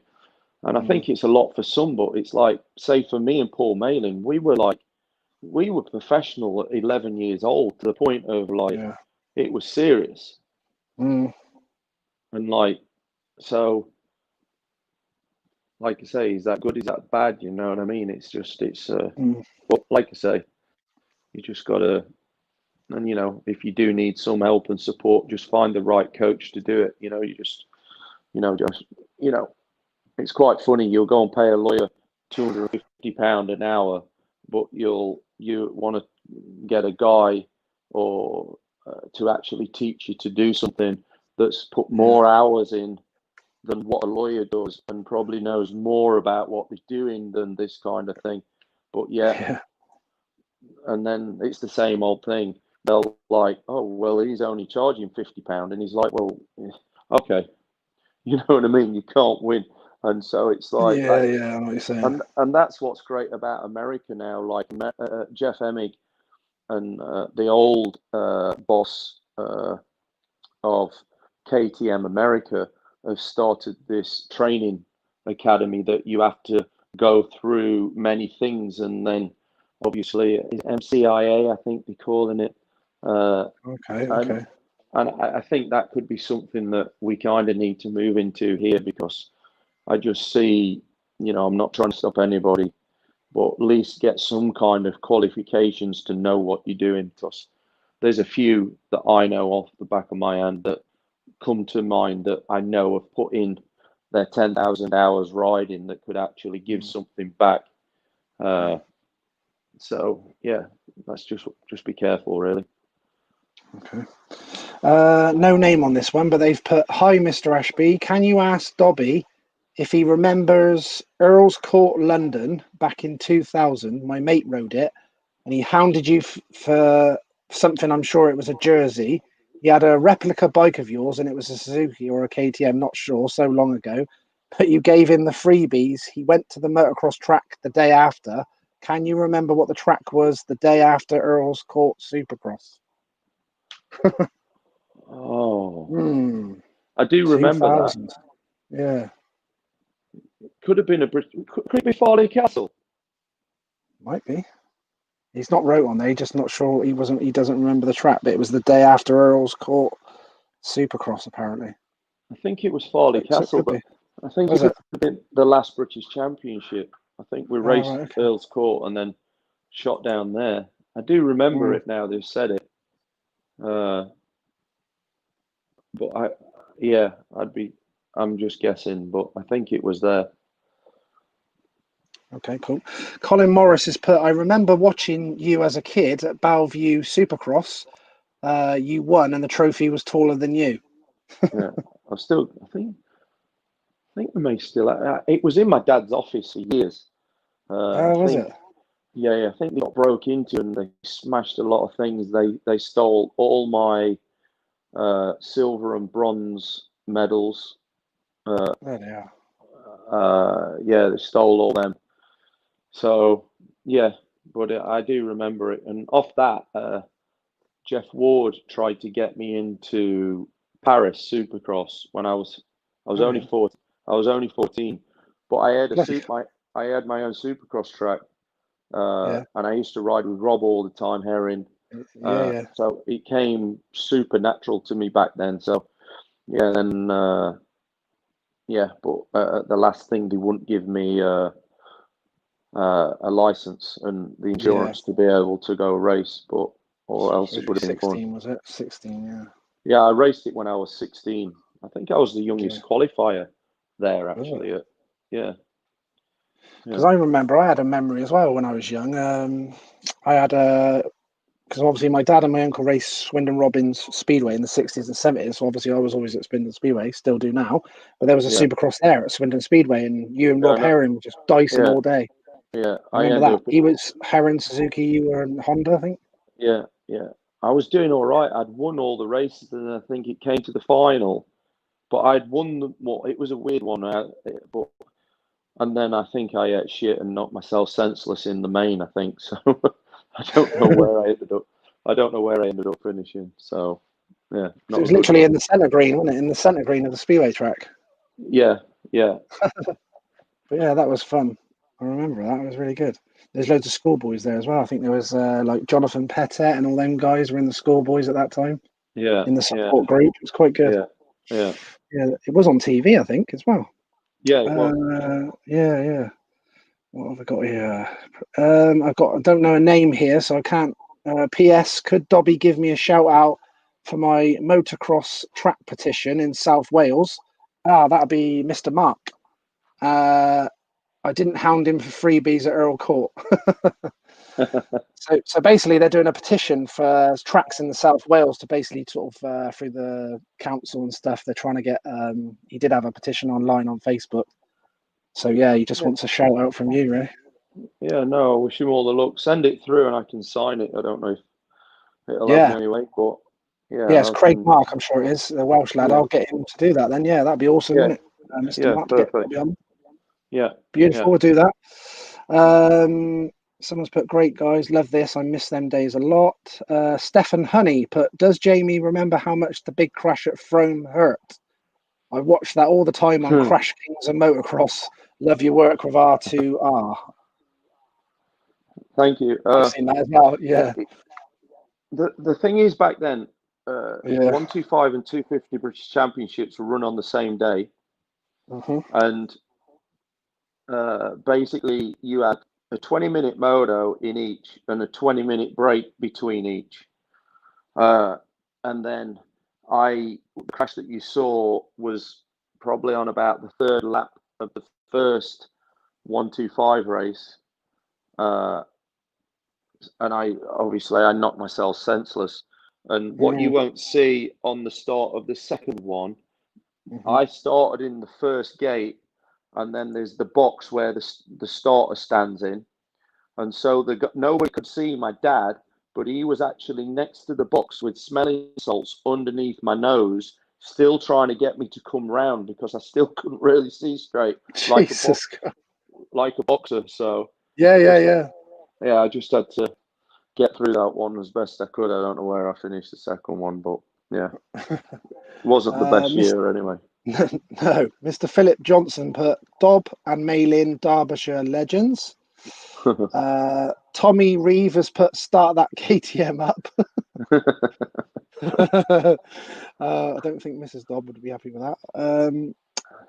Adam Pryor put, hi Lee, can you ask Jamie what he thinks of sidecar motocross and has he ever fancied to go?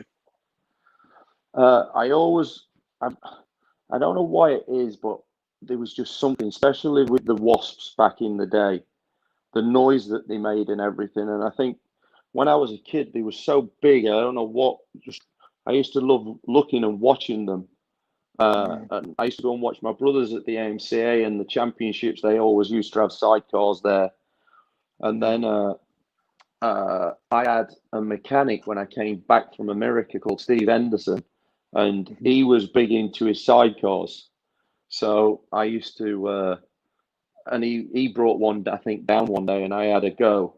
And Jesus, they're hard to ride. I don't think it's not for me, that's for sure.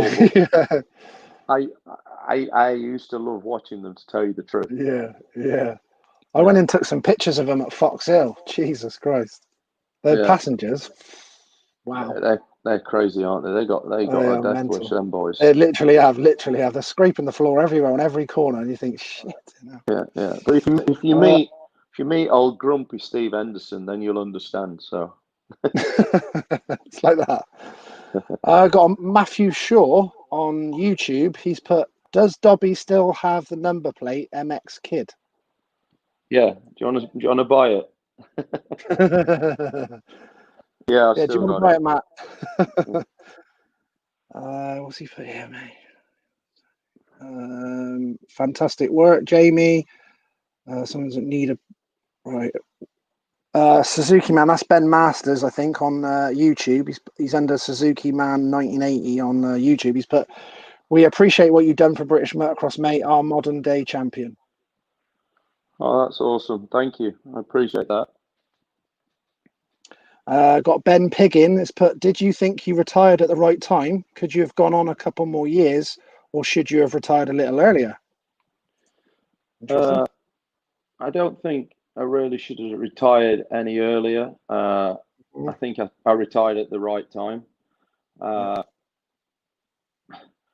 thing is, the year before, I struggled with the bike. I still got, I got fourth on it, and then the following year it was a bit of we had issues, and then I got injured at the end of the year, and then I probably didn't.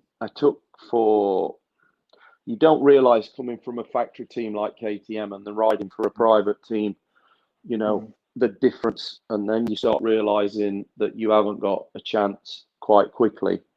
And the last year was a struggle, but the thing is with me is I'm not one of these that will go through the motions and just pick up a paycheck and everything like this. I'm all or nothing, and I didn't feel. And also, it was that risk and reward thing, and it was like I was not willing to risk it anymore, and that's the main thing. I mean, it was Germany, 4, and the lights just went off. I didn't want to be there. It was just the danger and the risk and reward just didn't add up, And it's you're racing like I won the world title in 01, 02, I got fourth. I just missed third. 03, I got hurt, and like they were financially, they were good because off the back of my world championship. 04, I'd have made more money working in McDonald's. Yeah. You know what I mean? Yeah. I didn't get paid nothing from a team. I just says, let me have my own sponsors. And then they stopped half of them. But still, a good friend of mine, Gary Warren, he helped me out through his company that was at the time was Node 4. And is that like that? Yes, was that exactly. So, Gary, Ed Warren, who's Tommy's best mate, Tommy Searle's best friend and everything, he was a supporter of Tommy back in the day. He supported me through that final year, which was great, and that's the only bit of sponsorship I really had. and that's from 2 years after winning a world title. So madness. So like I say, I had really three years where I actually, you could say, I made money in the sport. That was it. It's not like what people think, kind of thing sometimes.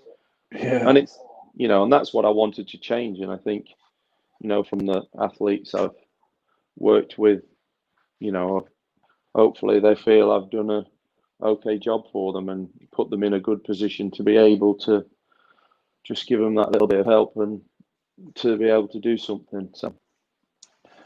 Okay, cool. There's not a name on it, but they've actually wrote their name underneath saying Paul Golding and Vince Curtis. Was it just over 12 months ago now? We raised $3,500 for the Road to Recovery with pro riders shirts run on a competition, and was a superb way to raise money for the charity. Oh, awesome. Thank you for that, guys. No, it's like I say, it's just people. It's like when everybody, we have this slogan, help us, help others. And, it's just, we're only in some ways a small sport. And it's where, God forbid, we're just trying to get it that we're in a better position, that if something happens to you guys, God, hopefully nothing does, but we just need to be in that position. And the more, if everybody can do just a little bit, then it'll be better. You know what I mean? And like I say, from what happened to Mike Brown, where they can call us we've broke our leg really badly. And finding, little information to find the actual doctor when you go in A&E, just make sure you do find a specialist for that area. Don't just have anybody do it, and it's just the little things like that where we can try and help, you know what I mean? And then, like I say, God forbid, when the big ones happen, that we can be, we've got the right people to be able to give some advice. Especially in that, the times of, it's the most scariest times of their lives. I was watching that on TV. You watched that 24 hours in AE, and there was a motocross kid come on and he actually got paralyzed, and I've been trying to find him on Facebook and everything to see if we can help in any way. I know it's down the line. If anybody knows him, he's from down south. I forget his name, sorry now, but like I say, when we were watching it, I just was on Facebook trying to find him, but I couldn't. But if anybody does know him and they do need any help or support, please reach out and we'll try and get him. There's all a matter of issues that you have that we don't know. It's not just the fact that they might be in a chair, it's all the other things where nothing really works correctly, and where we might have, or our guys like Mike Young in America has little ideas. Wayne Garrett, we've been able to help him a little bit and everything. And, even if it's something medical that where he needs some experience, or try this or try that, we can, like I say, we're just there to help. So if anybody does know him, please tell him to reach out. And it'd be great. Someone might see this. Someone might see this. Just watch that program and knows who it is. And they can get in contact. Yeah. Someone's put no name on this one. What was the worst bike you ever rode?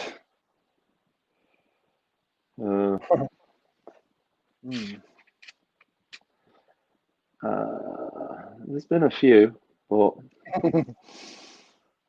I don't know really. Actually, I had an Italojet back in the day, and I used to stall it on every start. It was like this Italojet 80, and then after that we went to we got a Fantic Yamaha and a Yamaha 80 and put the Fantic engine in the bike. So it was and that's what Paul Malin was the first one to do it, and then everybody did that in the 50s back in the day.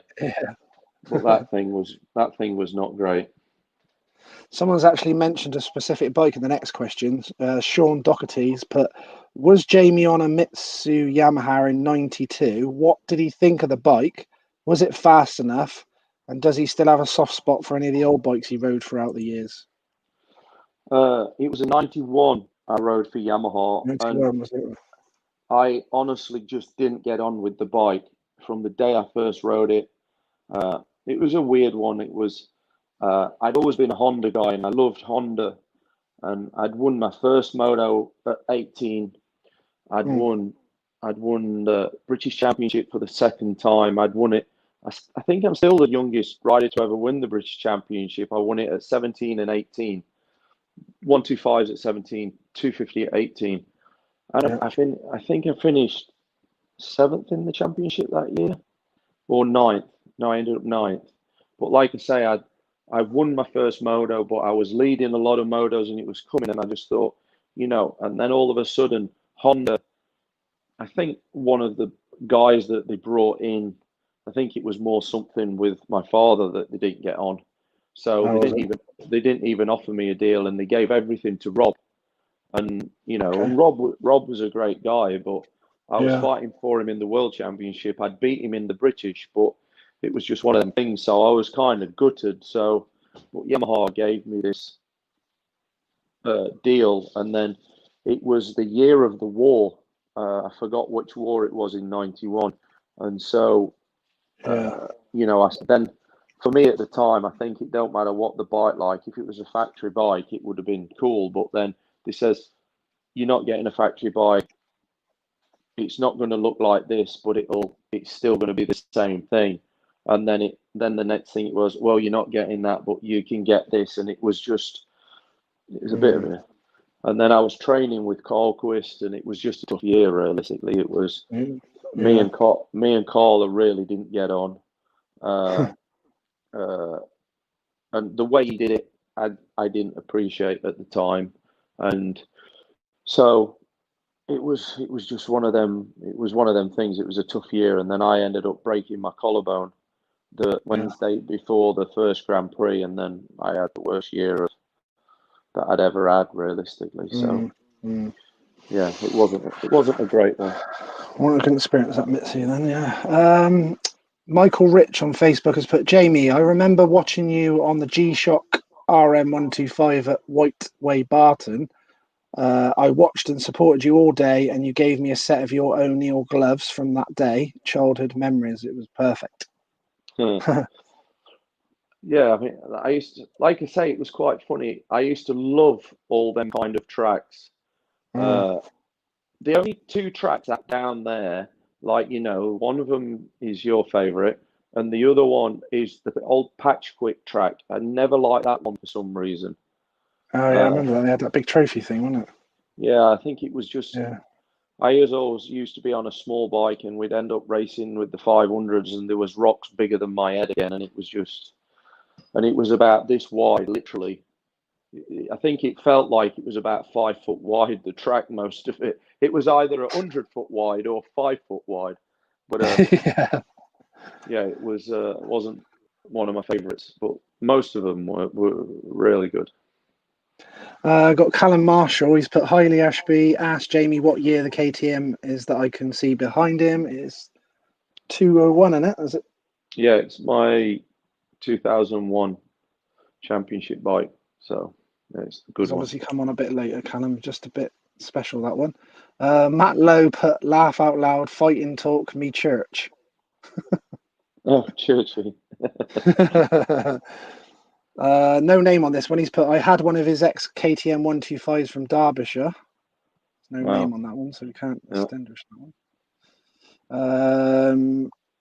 I raced Jamie's Jan times on Mad Skills Motocross 2. I must admit he is fast on that game too. When you work at movies, you get quite a lot of time to play little games. Yeah, Mike Turner said that. What is Martin Turner's put, what does he think, or what does Dobby think of Watley, Malin, Herring or Nickel should have been world champions? All of them. Yeah, all of them. I mean, Jem's the perfect example of, people coming in, taking advantage. I think a lot of people took advantage of Jem to the position he's in nowadays. It was sad. I mean, the talent and ability that he had was just off the charts. And again, it goes back to if he'd have had the right help and support, 100%. Same with, in a different way with Rob, you know what I mean? Yeah. And like we said with Paul, with Kurt, he was completely different because he did have the help and support. I mean, Kurt will be the first to tell you he didn't have probably he didn't have the talent of a Paul or a Rob, but boy, that guy would work like you wouldn't believe. The amount, I mean, my brother worked with him and he says he just couldn't get over. When he started on the 250, he was no how, but he literally, he went through like, he'd ride it for like probably 4 to 8 hours a day, just every day trying to get faster and faster with it. And the work ethic that guy had was insane. And I think, I think Kurt today, what he has, if he'd have been that person, he'd have been a world champion. Because the problem was Kurt, he was too uptight and everything. And, he was very shy. But on the other side of the fence, he just, he just didn't let his hair down. I think if he'd have been a bit more relaxed, and he said this to me one day, he was sure he would have probably won multiple world titles. Yeah. And he was also in an era when if you didn't have a Honda, you may as well have stayed at home. Yeah. He did have a lot of bad luck as well, didn't he? That year he was winning by quite a long way on the KTM and then broke crashed out, broke his femur. leg. Yeah. And then the one where he lost by 2 points, wasn't it, over Jobé that time? I think he was probably the better man that year as well. Yeah, but it just goes back Close. to that year. I mean, you can't say he lost it at this race, but Auxton Park. Yeah, Startgate. Startgate didn't go down. Whether it did or it didn't, the English people should have said, oh, yeah, it didn't go down. Yeah, restart, yeah. But typical English, Cossey is leading the World Championship. They want him to lose. So it's crazy, man. It was like... Wouldn't have happened anywhere else, would it? No. I mean, I got an old shot in Italy once. It was on Facebook a few weeks ago. The old Motorvision boys videoed it. Yeah. And it was in Italy. And because I got such a good start, they stopped it. And none of the Chesterfield boys were up front. It was quite funny. Yeah, it happens other places. Yeah, yeah, that's a funny one there in Italy. Yeah, it's not good. Lost him a world title there for sure. Yeah. Ben Masters on YouTube put that was Dan Marsh who landed on Travis. Fact, mate. Oh. Okay. Claim to fame. Yeah, it's claim to fame, yeah. Gary Davids put, did you get to keep your Pro Circuit Kawasaki 125? And how many of the bikes have you still got? None. I got this one. This is it. Yeah, you weren't allowed to have. Normally, teams, if you win a championship, they'll give you a bike, but they're not. They're not doing it otherwise. It's normally if you win the world championship or a national championship, i.e., in America, not even in England, they'll give you a bike for winning a national championship. Yeah. Normally, you'd have to buy them, kind of thing. Yeah. I got there's no name on it, but he's put Gaz Bailey total was 7,245 for the Road to Recovery team. Was myself, Ryan G, Martin Goddard, Stewie, Joanne McKenzie, and Paige Waddington G. Wow, awesome! And where's that one from? Gaz Bailey. Oh, I think there's a thing called Gaz Bailey on Facebook. I'm sure there is. I think I've seen it. Wow, that's cool. Good amount of money there, 7+ grand there.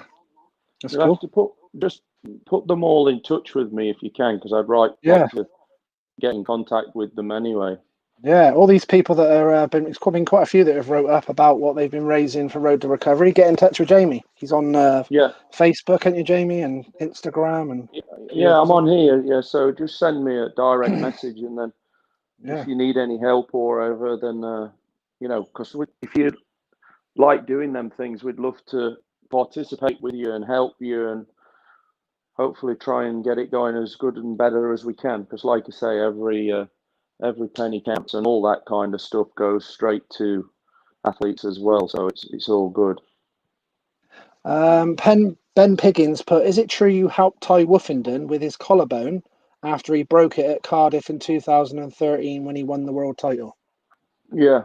I got a friend of mine who ends up doing a lot of helping me with a lot of athletes that get injured. So I got Ty. I sponsored Ty when I was at Monster, and so I did all that with them, and so that's where I knew him from.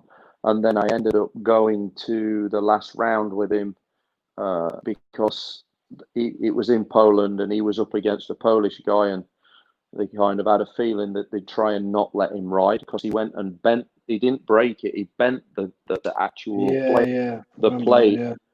So I got all the letters from the doctors here and the surgeons to say he was okay to ride, and then I went across and watched the last round with him. Might have to get your contact for that then, Jamie. I would like to get Woofy on. Would be cool. Yeah. Who have I got here? Oh, that's what I was going to ask you as well. Did you actually ever try Speedway yourself at all at any point? Hell no. Very certain about that. No brakes thing with it, or the. I love watching it. Yeah. But Castrol and Avgas, it's nothing better. But yeah, it's not something that I don't think doesn't tickle my cockles, to tell you the truth. Stefan Honey's put, I've got a bike sat here if Jamie ever wants to ride on a sidecar. Oh, God. Jesus. Tell him I'll come and watch him. yeah, exactly that. Lee Britton just put, how did it actually feel to be world champion, Jamie? What did it mean to you? It's a strange one, really. It was like, I think I probably thought before I won, you'd probably wake up every day of your life feeling different or something. But honestly, it's quite nice every now and again if you come on here and people appreciate what you've done, and it's nice, but it don't make me feel really any different. You know what I mean? It's not as if we're, nobody. If I walk to a motocross track now, nobody knows me or anything. They maybe know me for hanging out with Tommy or with Conrad or someone like that. So it's not as if we come from a sport where you're nationally known or anything, and that's the disappointing thing moving forward. But again, it goes back to the federation. If they're not going to help the guys and grow the sport, how people are going to know? So and that's where it is. So, but hopefully we can maybe down the line change it for other kids, because it, like I said before, it sucks that I am the last person. It's basically 20 years ago now, and it's nearly 20 years, isn't it? Next year, or whatever it is. yeah. Really, yeah. Did you ever? Wow, obviously you didn't think that at the time, but would you have ever thought that 20 years later that you were still the last world champion for Great Britain? Madness. No, I mean I was 12 years after David won the world title. Yeah. And we thought that was a long time. Yeah. But this is it's a joke. But it's like, rather than, I tried to help in the past and everything, and I've tried to help riders like Tommy and these guys come through, and but like, we're just doing it rather than the federation getting the right people in to do this and doing it the right way, where you can really help the kids coming through with what they actually do need and everything in a proper manner. It's that's what it's going to take to get the next batch through and hopefully make a world champion realistically.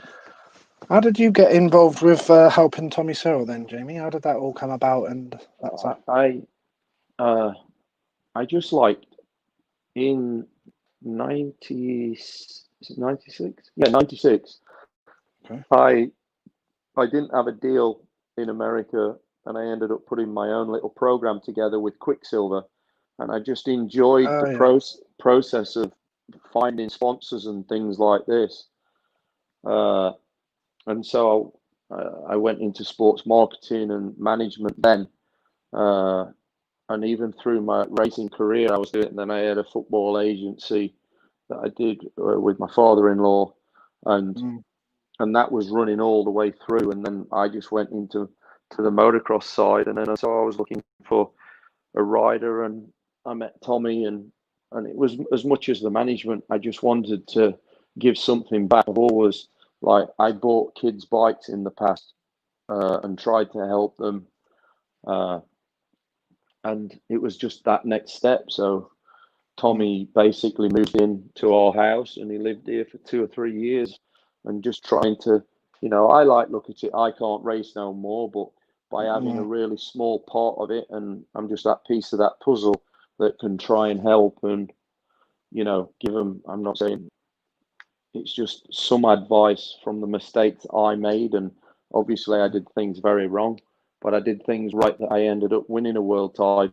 And it's trying to use that same roadmap to, I'm not saying it would work for everybody, but just it's better than not knowing and them coming in not knowing what to do. So yeah, that's where He must have been quite chuffed then, as he sort of obviously went on and was battling Hurlings for the world title, and quite chuffed to see how well he did. Yeah, I mean, it was just, you know, he should, for sure he should have won a world title. You know what I mean? It's he came up against probably the fastest kid that's ever rode a motocross bike outdoors ever. Yeah, Hurlings, yeah. Probably would have won this year, wouldn't he, if he hadn't got injured as well? Yeah, potentially. But, you know, it's all part of it. You know what I mean? You can't just be. But like I say, it's again, it's just been great being a part of these guys and helping them come through. You know what I mean? So yeah. Tommy's still winning national titles now as well. I think he won the Amex Nationals this year. Yeah, nice. Someone's put on Jay Holding is put on YouTube. How did Jamie find the transition to the CRF 250 in 04 after racing the two strokes throughout his career prior to that?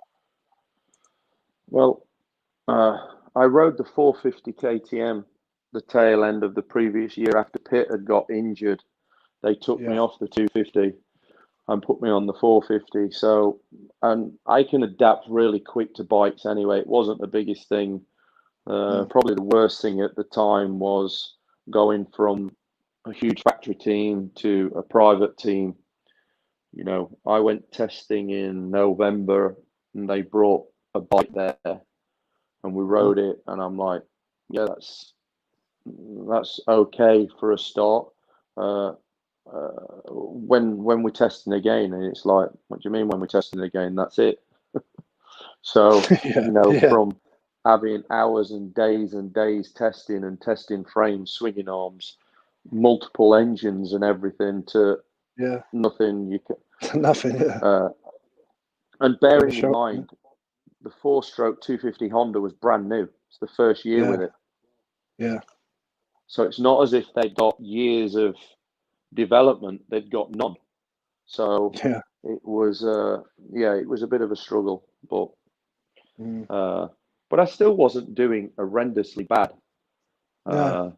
You know, I was just getting horrendous starts and coming up and finishing 4th and 5th, things like this with it. And but like I say, it was in Germany. It's just this switch went off, and I was just that was me done. Wasn't that the one, Jamie, where you mentioned before? I've spoke to you before in the past, and you mentioned something about there was a few guys doing some crazy stuff. When Billy McKenzie had a big off, and a few others, and you was like, "What the hell's going on?" That was when the lights switched out. There was like 3 big crashes. The first lap, Deruva went cartwheeling. At Torschenthal, used to turn right and drop in the dip before the finish. And we jumped out of that.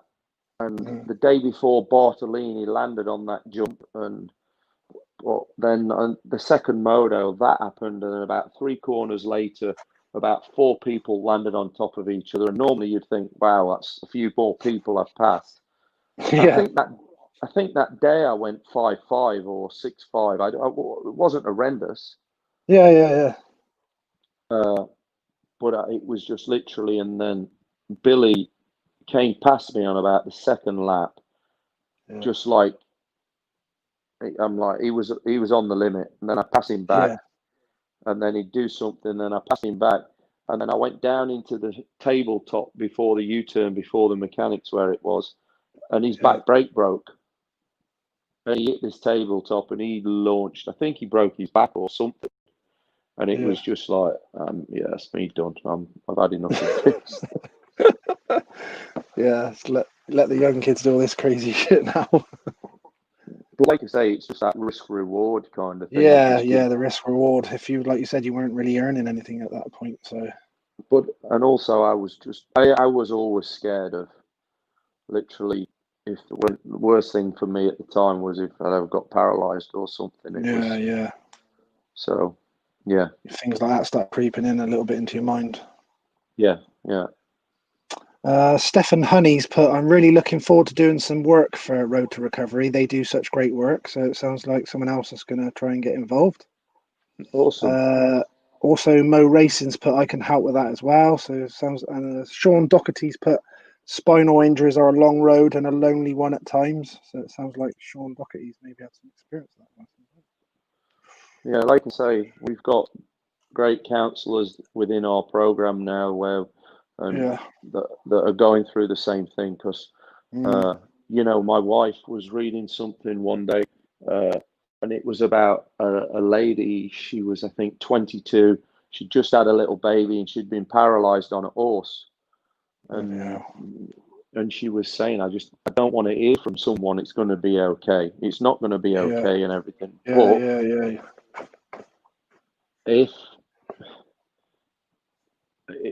If they can speak to people that are in that same predicament and they can say it is going to be okay, you know what I mean? And that's what we've tried to do, and that's what's happening now with the Road to Recovery and everything, where Mike gets on the phone to them.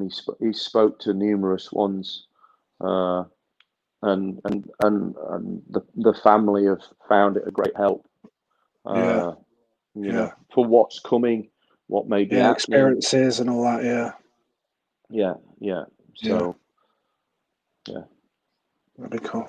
Okay, someone's put, highly Ashby. I know Jamie didn't like Fox Hill, but he's put, what was his favourite track? Did he like Ellsworth? That was quite supercrossy, wasn't it? Yeah, I didn't mind Ellsworth. I kind of liked it. It was a weird track. It wasn't one of my favourites, but we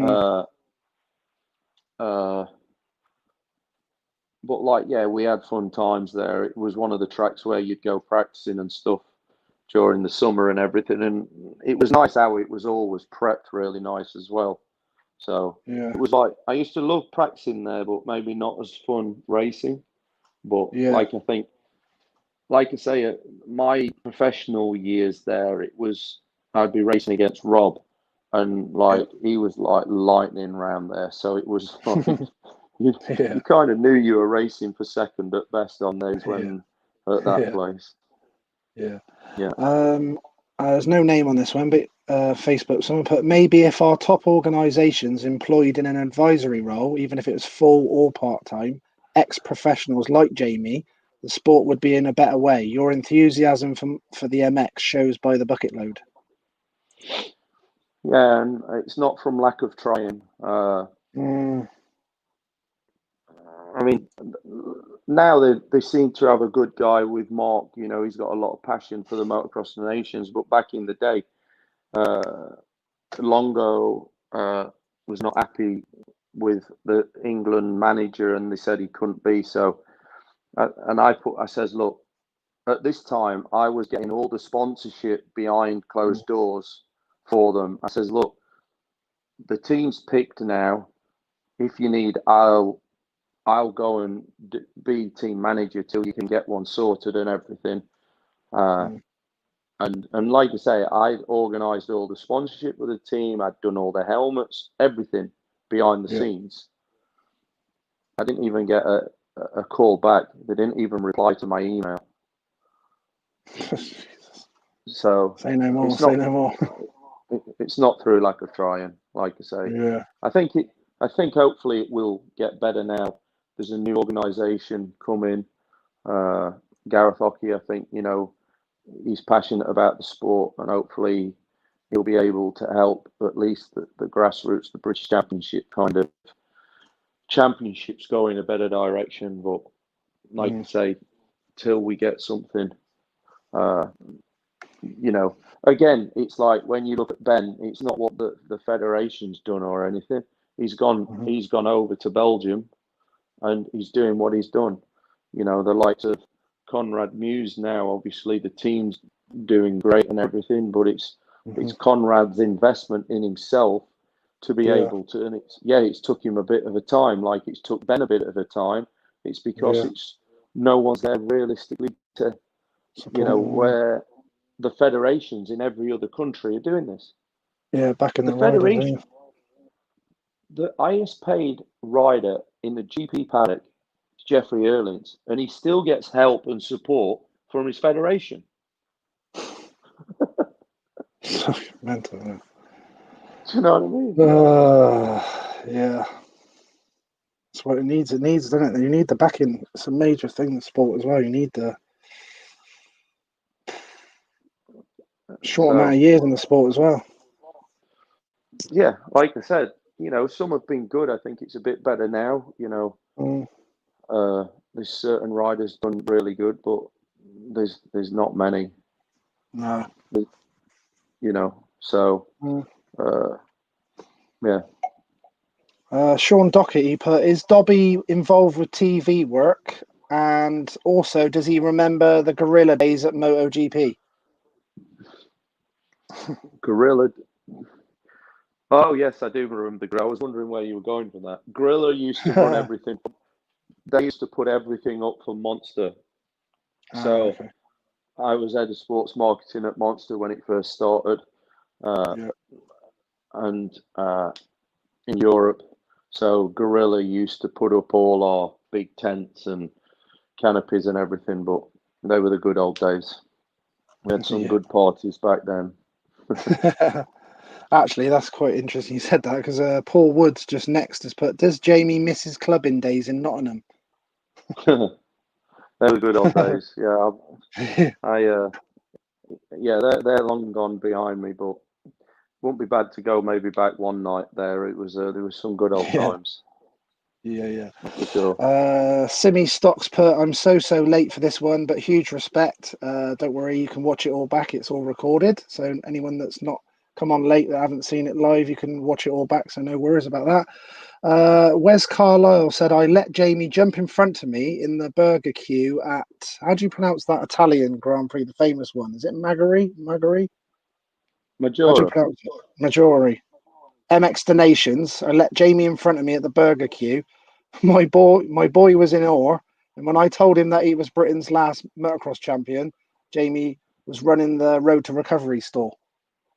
Yeah, I think it was probably, well, my wife was mainly doing it. I think she was she was there on her own for about 3 days basically, but just me and her doing it. So it was good old times till someone decided to nick Dungey's jersey right at the end before the winner came to collect it. No. Yeah. Straight up. So now it was quite funny because he got his mate to talk to Naomi at the front, then his other friend went round the back and put his hand through and took the jersey, and then we couldn't catch them. Wow. So but Ryan was good. He just sent another jersey, so it was okay. Okay, then when he heard what happened, that was good then. I got Dean Harris on YouTube. Merv the Swerve seemed to take out most of the top 40 riders back in the day. Did he ever take out Jamie? He had a few attempts. We had a few run-ins of Merv, but I think everybody had him with Merv in the day. He was literally everyone's mentioned it. Yeah. Merv was very intense, I think is a word, and he was one of them guys. He put everything into it, and he just wanted to do well, and it was like he didn't care who anybody was or anything. It's not as if he was really different with one or another. He was the same with everybody. It was it wasn't like he was yeah. Tough old boy. He was a good rider as well. He's always good at the starts as well, wasn't he? So exceptionally good. Yeah. So you always had, normally you'd always have to see him sometime in a race. Yeah, exactly that. I got Ken Winstanley's just come on Oh, and put great respect for James, always helping me with the KWS, and I had a fantastic fan base which would always follow him to the meetings. Great memories and great days. yeah, Ken was a good guy, and I used to really like his father. I remember he came to Australia. I think that's the last time I saw him before he passed. He passed, I think, quite soon after that. But lovely fellow. I used to always have some great chats with him and everything. And the whole Winstanley family are a great family they are. His boy was a good rider as well, wasn't he? I'm just trying to think what his first Yeah. name was. Yeah, he was good as well. Yeah. Martin Turner put, how does Dobby feel about Max Anstey not being able to get a ride in MXGP, and should British teams have more British riders if they are GP and Nations winners? I think British teams do, you know what I mean? The problem is like nowadays, especially in MXGP, if you've not got a factory ride, it's difficult to compete. You know, the problem is you've got 2 factory Hondas, 3 factory KTMs, 2 factory Husqvarnas, 2 factory Kawasaki's. Now you've got 2 factory gassers, you know, 3 factory Yamahas. So do your math on that. So there's, what is it thinking? 12, 13, 14 factory bikes. So if you've not got one of them, and the problem is now, I'm not saying not everything, but there's a lot of people being paid, not a lot of people, but there has been people paying for rides, which, you know, and that's not been great. You know, I worked with Max, and before, you know, a couple of years ago, there was something on the cards that would have been fantastic for him, but it didn't end up working out. So, you know, but on another side, Max has always had that thing to want to go back to America and everything and try and finish what he started across there as well. So, you know, I mean, he's showed this year, you know, the team is okay that he was on, but I think they're growing. It's a brand new team, I believe, but I think it seems like they've gone to better steps for next year. So maybe that'll be good for him. But like I say, it's just it's tough. You know what I mean? It's a tough championship to be in. You know, and it's so in the MXGP. So definitely. and again, Stacked, it's with them. Yeah, stacked. No name on this one, but someone's put, what's his best dance move? Funky It's a shame chicken when their for names sure. don't go. Funky chicken. So my wife says anyway. We'll take a word for that one. Russell Collins put, do you think the tracks are now causing all the bad accidents? And if we went back to natural tracks, we sort of touched on that before, didn't we? It's more about, you think about the bikes. Obviously, the preparation in any track is a big key as well, I would say. Yeah, for sure. I mean, it's like,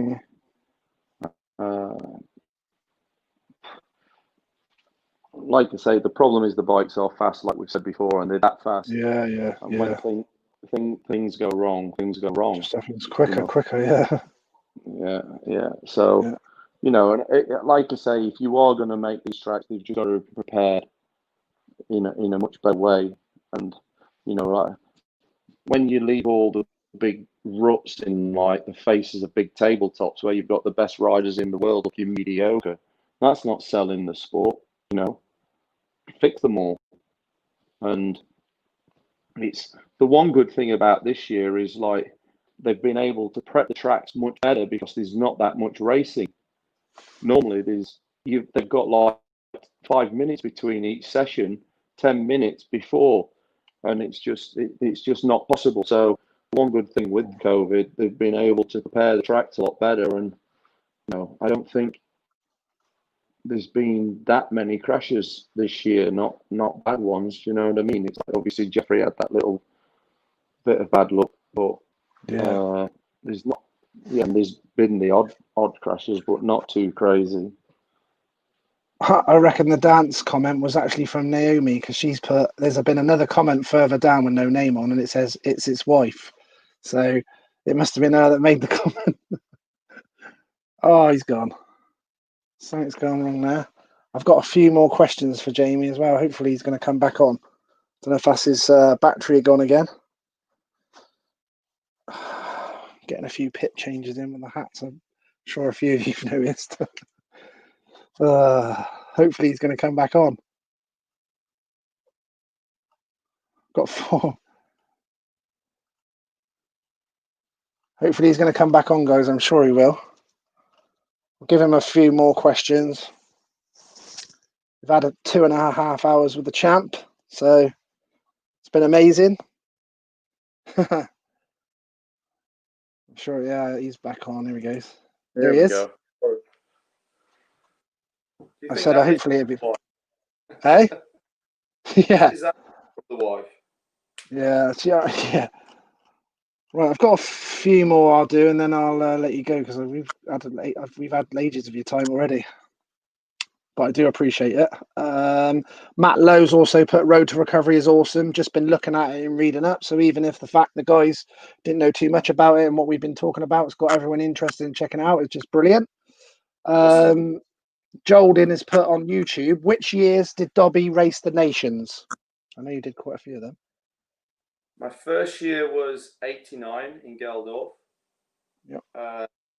Then I did 90 in Vimmerby, 91 Valkenswaard, 92 Australia, 93 I didn't get picked. I was in America, but I was injured. 94 I didn't get in that year. Obviously, that was the good old year. That was the dream team. 95, no, and then 96 I was. 97 I didn't get picked. 98 big mistake, but there you go. 99 because there was always good, like 97 I won my class. Yeah. 98 I didn't get picked. 99 I won my class. 2000 I should have won, but my bike broke 50 meters. I would have won the whole thing, but my bike broke going up the hill. So, but Nations was always good for me. So yeah, and then so 2002 I was at the Nations in America, all there, and then they cancelled it on the Wednesday before, but I was already there. So they made the odd bod of a race, but it wasn't really the one. So in 2001 they didn't have a Nations, did they? Because they did, but didn't, because it was the years obviously 9/11. So the Americans wouldn't travel or anything. Oh yeah, 9/11, yeah. I got Jason New on Facebook. He also put great interview, Lee and Dobby. Then he put, hi Jamie, have you ever rode at Bonsall Moor MX track in Matlock? If so, would it be possible to sign a petition, as they are trying to close it, and it's a great track for all the kids and adults, and it's been running for years and would be a big loss? Yeah, I started riding at Bonsall when they first opened it in 88. Yeah. 1988, yeah. So I used to ride. It was in the 80s. Yeah, like me, Malin, and all them guys used to ride up there. My gym I used to train at was just at the bottom of the hill from there. So, again, send it through on an instant message or what, and then I can sign it, no problem. Brilliant. Thanks for that. There you go, Jason New. You send it to the man and he will do that. That was when Naomi said it was his wife. Sean Doherty put Scottish rider John Adamson rode well at Trentino. Did he watch the EMX races? What does Dobby think about the support classes? Are they a doorway to the Premier class? By hard work, is it still possible to get on a team? Yeah, 100%. I have not watched them From yesterday. I was out mountain biking and stuff yesterday, so I didn't watch them yesterday. I watched some of the races today. Yeah, for sure. But it goes again. A lot of the European teams have got really good teams, and they put in a hell of a lot of effort in there and run it like a full-on Grand Prix team. And the thing is, to tell you the truth, some things is easier in MX2 than it is in EMX. Yeah. Because sometimes I've not been and seen, but normally they have that many riders in a group. Trying to get a fast lap is sometimes difficult. There's two groups. Yeah. So if you get 15th because you've not got a clear run, you end up 30th to the line. And how the starts are nowadays, you've got no chance. I mean, the perfect example is the factory KTM kid from Austria. He really didn't do nothing last year in EMX. Yeah. Because it didn't work for him, you know, like 10-minute warm-up, 15-minute qualifying, and then you go race. Whereas in now, Freeze, where he has more time and everything, he's at a podium. Yeah. He never even looked like getting a podium in EMX. So it's a tough class, but it's quite different. You know what I mean? And the little French kid who won everything this year in EMX, you know, he's come in and he's had a third and a second, and he's been doing great. So, it's for sure by doing well, you can, but you've just got to be on a good team. That's the be all and end all. You just need a good professional team that's half the battle. And it's if you can get on one of them, it's huge. Right, guys, I can see you're still going with loads, but I'll ask a few more to Jamie and then we'll let him go before we go. Right, Michael Rich put, Jamie, out of all your teammates, which one sticks out for you? It's an interesting one.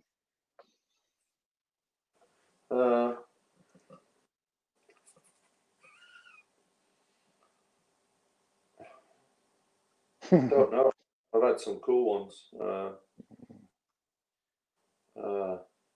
I had Donny Schmidt as a teammate. He came back for a one-off ride just 6 months before he passed away.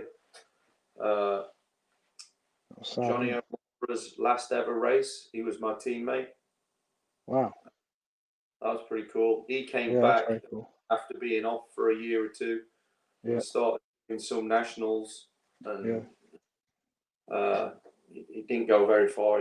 He rode under Mitch's tent, and it didn't go the way he wanted it. You know what I mean? He was just but yeah, I mean, just thinking off the top of my head, I mean, you know, I've had some good battles with him. Me and Crockard, we didn't have the best year that first year on KTM, but we smashed into each other a fair few times at some rate. I was going to say, was there any teammates you didn't get on with too well, didn't gel with? When I was Mike Brown's teammate, Hughes, he like it came to a big head in Daytona. Okay. And it was like in practice, and he's just smashing into me. And he jumped onto me at one point and started hitting me, and I'm like, what's wrong? And he was like, but then we spoke about it, and then everything's fine. And we great friends now, you know what I mean? So it's the tensions are there and everything, but I've never really had any big issues with teammates or anything or what. Yeah. Like you say, Rhino was a character. Trying to think who else I've had. Like I say, it's just, you know, I've been quite fortunate. I've had some good guys around me and everything, so it's always been good. Did you forget that you was at that Troy Lee Design Honda as well, wasn't it? Who was your teammates with there then? I was at Troy Lee, not Troy Lee. I was at Honda of Troy. That's it, Honda of Troy. That's it. Yeah.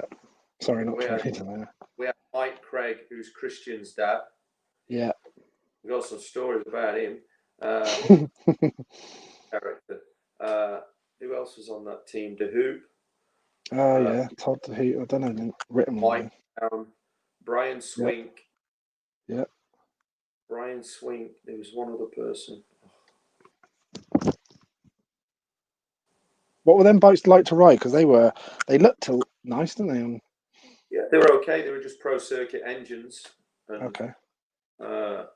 I back in the, it was just weird. I really liked Showa suspension, and we were with Cagiva with them, and I really find it quite difficult. Okay. Yeah. Yeah, but yeah, it was okay. It was I rode 250 outdoors that year for them, but at the end, I was like in the top 5 in the last 5 nationals.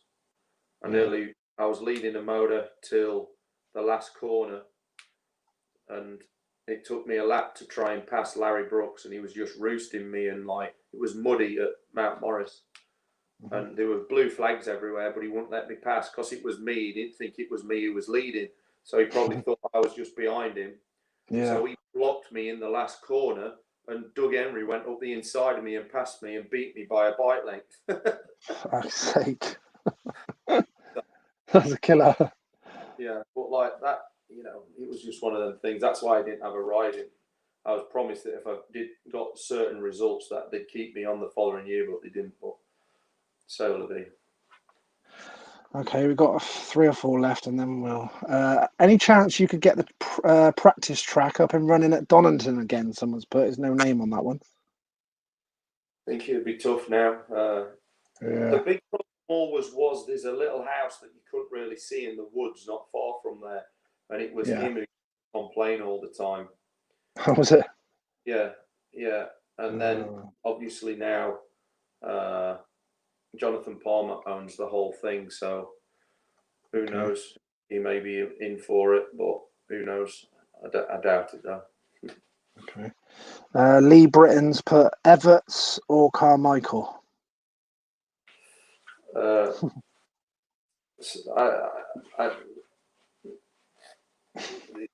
be honest, it's a no-brainer for me. It's Carmichael. Okay. When you look at it, Ricky rode 10 professional years. He never lost a championship outdoors from his first year being 16. Never lost. He had 2 unbeaten years. And the long and short of it is Ricky Carmichael would do whatever it takes. And I just don't think you could like now, like the Americans come across and you go to a sand track, and that would have never happened. Ricky just, you know what I mean? If he knew it was going to be like that, he'd have been across here a month before prepping and things like that. Yeah. Both fantastic riders, not taking nothing away. Yeah, both amazing. Yeah. So he achieved also unbelievable things, but Carmichael, you're not going to beat him in a hurry. Okay, 2 more we got for you then, Jamie. Martin Turner put, did Dobby ever ride a HRC 500 89/90? No, I would have loved to. Would have been nice, wouldn't it? It was always my dream to ride it for HRC. Was it? I think, back through, I came up in the 80s, Ricky Johnson was there, and then Dave Thorpe, obviously being English and everything. And have you ever seen the advert from the Honda one? That's quite funny with me and Thorpe. No, I haven't. What was that? I don't know where it was. I'll have to find it. I'll send it you. Yeah. But yeah, it'd have been fantastic to ride one of them. I did have an option actually. When I came back from America, I got offered a ride. But they wouldn't tell me what it was or anything, and it ended up being that, when they made that really trick first 4-stroke Yamaha. Yeah, oh yeah. Was that when like Doug Henry's and that were using it, wasn't it? Yeah, I got offered that ride. Did you? Because I'd finished second in Supercross in America, and I'd finished 4th in the Nationals, or was lying 4th, and I didn't go to the last round. Yeah. So I'd had a decent year in America, and they offered me that. They wouldn't give you no information about it, so I didn't know who it was for, what it was for, or anything. Yeah, So, what you're going to get into. So yeah, so yeah, it was. But we were initially, but I think that's the worst. They weren't managers back in them days as such. Had they been managers, I'd have known more, and then it'd have probably been a much better thing. But I had no clue, or so say as they say. someone put, could you ride it at the VMX Nations? I said, I'm not sure he'd want to now. What, the Yam or the Honda? I presume he means the Honda 500. Yeah, I mean it's that's the thing with them. It's with that Kawasaki. The last year of that Honda made one was like the Kawasaki are, I think, a lot newer, aren't they? And they made them. They still were developing for 5-6 years after. So I'm anyway. But it was quite funny though. I mean, not to offend anybody or anything, but I rode the 500 Kawasaki thinking, and how people talk about them, and they think, wow, this is going to rip my arms out. Yeah. It won't pull the skin off a rice pudding compared to a No, wasn't it? It was like, it was a bit lethal, the power, you know what I mean? It came in, but it didn't, it's not got the actual power and everything. Yeah, like the hit. Yeah. Nowhere near. Oh, right. That's interesting.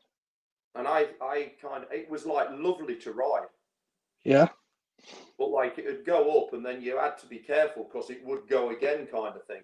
But the actual riding of it and everything, it was nothing like I thought it was going to be, to tell you the truth.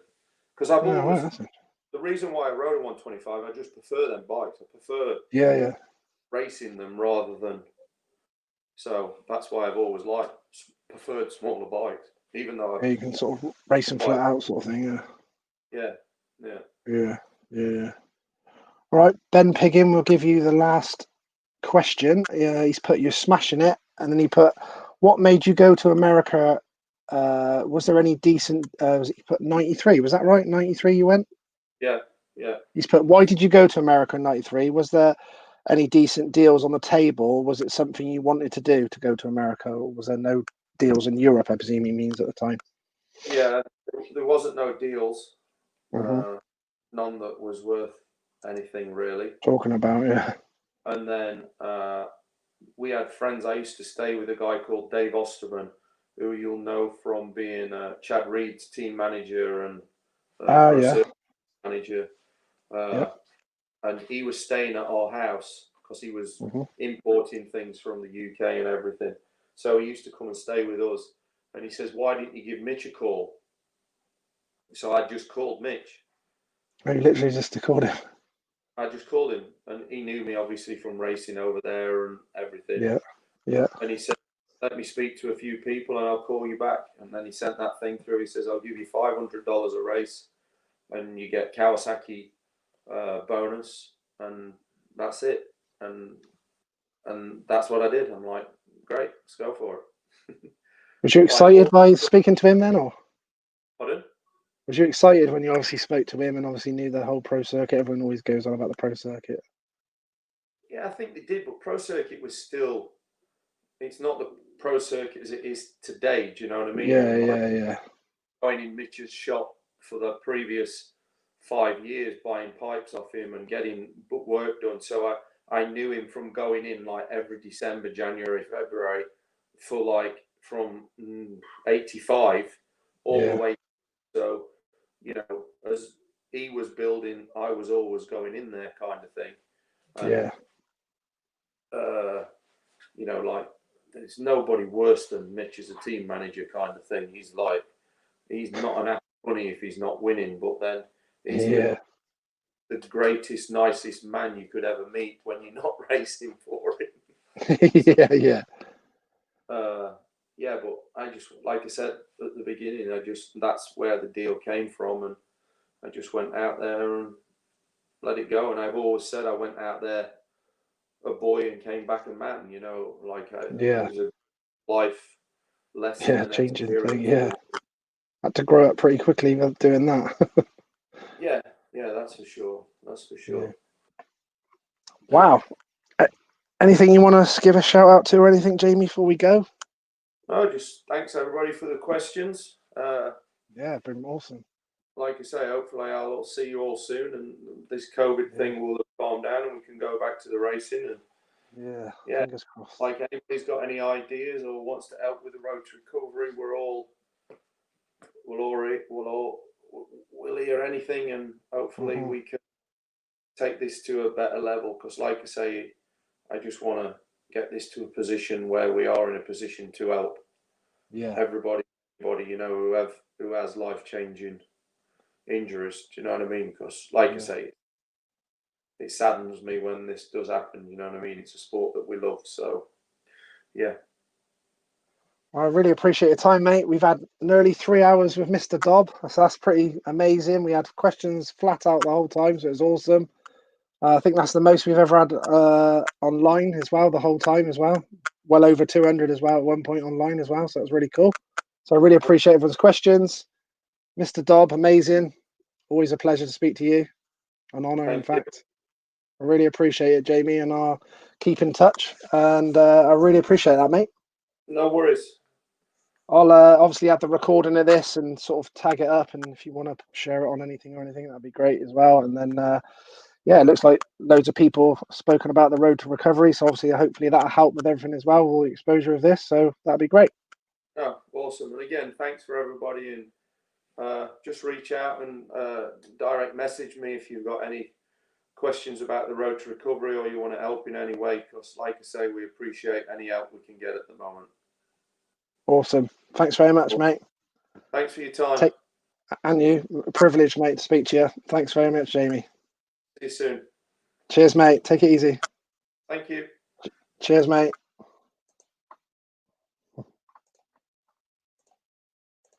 What a man. Jamie Dobb, our last world champion. What a legend he was of British motocross. He'll always be a legend. Drink to that, Mr. Dobb. Really appreciate that. What a man. Top guy, Jamie Dobb. Really appreciate that. He's actually had a word with his close friend Jeff Emig for me as well, so I really appreciate that, Dobby. And hopefully we'll be getting Mr. Jeff Emig on soon, so I'm sure you guys will enjoy that. Got some people. Matt Clement, great watch. Thank you, Jamie Dobb, Lee Britton. Philip Young, thanks. Wish you lots of success. Richard John Reed, awesome. Thanks, Lee and Jamie, doing the sport proud. Thank you very much for the comments. Sean Doherty, cheers. Great show. Des Weston, awesome interview. Thanks. Really appreciate that, people. Just a couple of things I'll mention before I go. I've got, obviously, there's only about, you can see the Stefan Everts shirt behind me there, look, hanging up. Awesome bit of memorabilia.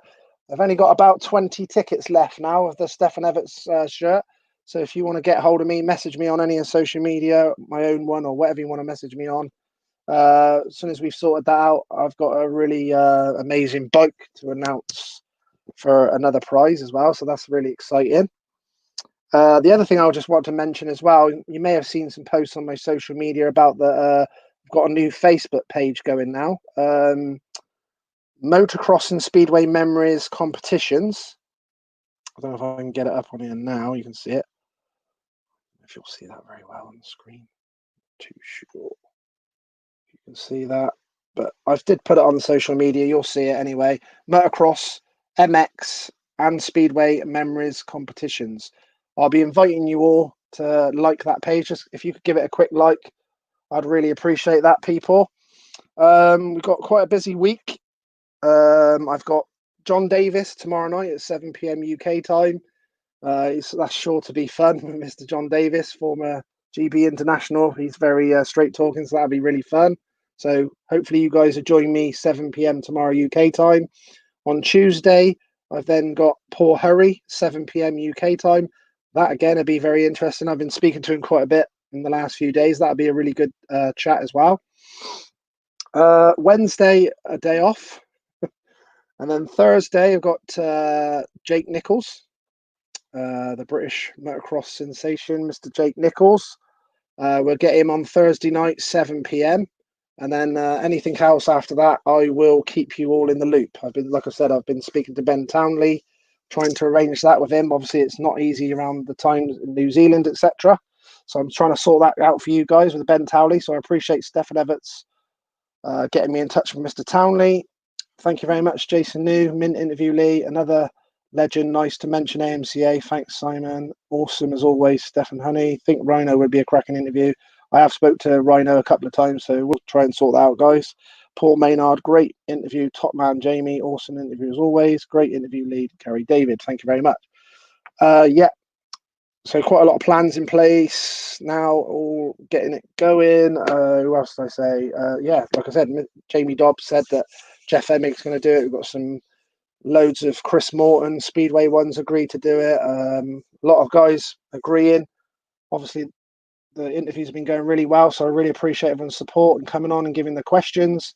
We're now running live on 4 different streams. I've gone to the professional version of StreamYard now, so I've gone on to the most expensive monthly plan there is for you guys. So it's now live on my own Facebook. It's live on the Facebook new page I've just started, Motocross and Speedway Memories competitions, and it's live in the group Motocross and Speedway Memories, and it's also live on YouTube, Motocross and Speedway Memories as well for the people that are not on Facebook, etc. So there's now four ways to get into the live interviews. So I'm just trying to give you guys more options. So hopefully that helps as well, and hope you enjoy it.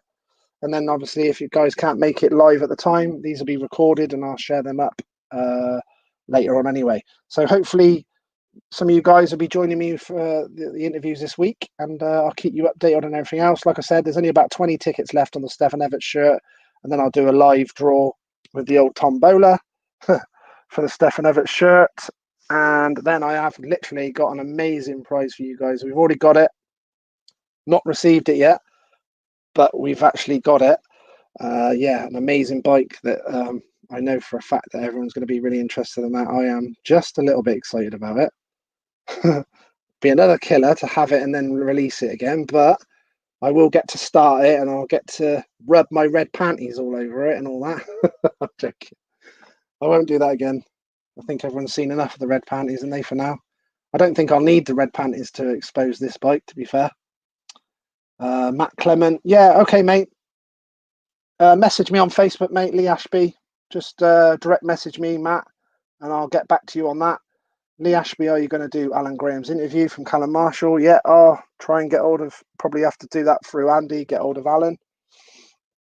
But yeah, that's another one we could be interested in sorting out. There's loads I've been agreeing. No name on this one, but it says Lee Ashby, which is the best stream to watch through, gives you the best returns. As far as I'm concerned, I think any of them, mate. My own Facebook, the Motocross group, the new Motocross page I've got as well. So if you guys could all like that, I'd appreciate that. That's going to be good for the future things. You can do a few more things on a Facebook page than you can with a group. And then obviously I've done YouTube for the people that are not on Facebook, basically, so that people that are only just on Instagram or Twitter. I've done it through the YouTube channel where I keep all my videos in there from all the Skype interviews I did way back months ago and everything. There's a hell of a lot of ones there for you to catch up on if you want to do that. There we go. So yeah, don't forget, people, get at me then for the last sort of about 20 tickets of the Stefan Everts, as you can see behind me. There we go. Look, you can probably see one of the shirts that might be coming up at a later date behind me there. Look, Ricky Carmichael, the number 4, signed on the back as well. That competition will come up at a later date. But as you can see, Stefan Everts' shirt, absolutely beauty. Belgian flag in his name. Look, all the countries that he won, how many Grand Prix he won on there. And then you got his signature, look, just down the side of there on the white, off the side of the right in here. Beautiful shirt. Yeah, get at me. There's only about 20 tickets left, £20 each. Get back to me as soon as possible, people, and then I'll draw that live. And then that'll be, then we'll be on to the superb bike competition that I'm pretty sure everyone will be really excited about. I definitely am. All I can tell you is a replica of a rider's bike, and the person's bike is a replica of it. It's actually their bike. They did it themselves as well. Definitely a famous name. I may have already interviewed him. and he will be signing the bike for me live as well. And I'll share that with you guys, and trust me, it's amazing. So hopefully you guys will be all up for that. That'll be an amazing prize for someone to win. Ben Piggin, we definitely need people like Dobby in the UK. Motocross hopefully powers that will well use his guidance. Yes, exactly that, Ben. I think that is the ideal situation. You want someone with an ex-pro of that level to be involved in running the sport. Is an ideal situation, but there we go. That's our thoughts. So good night and God bless, people. Yeah, speak to you all soon on everything. Get to me for the last Stefan Everts' tickets, and then we can get onto the bike. And yeah, thanks to everyone.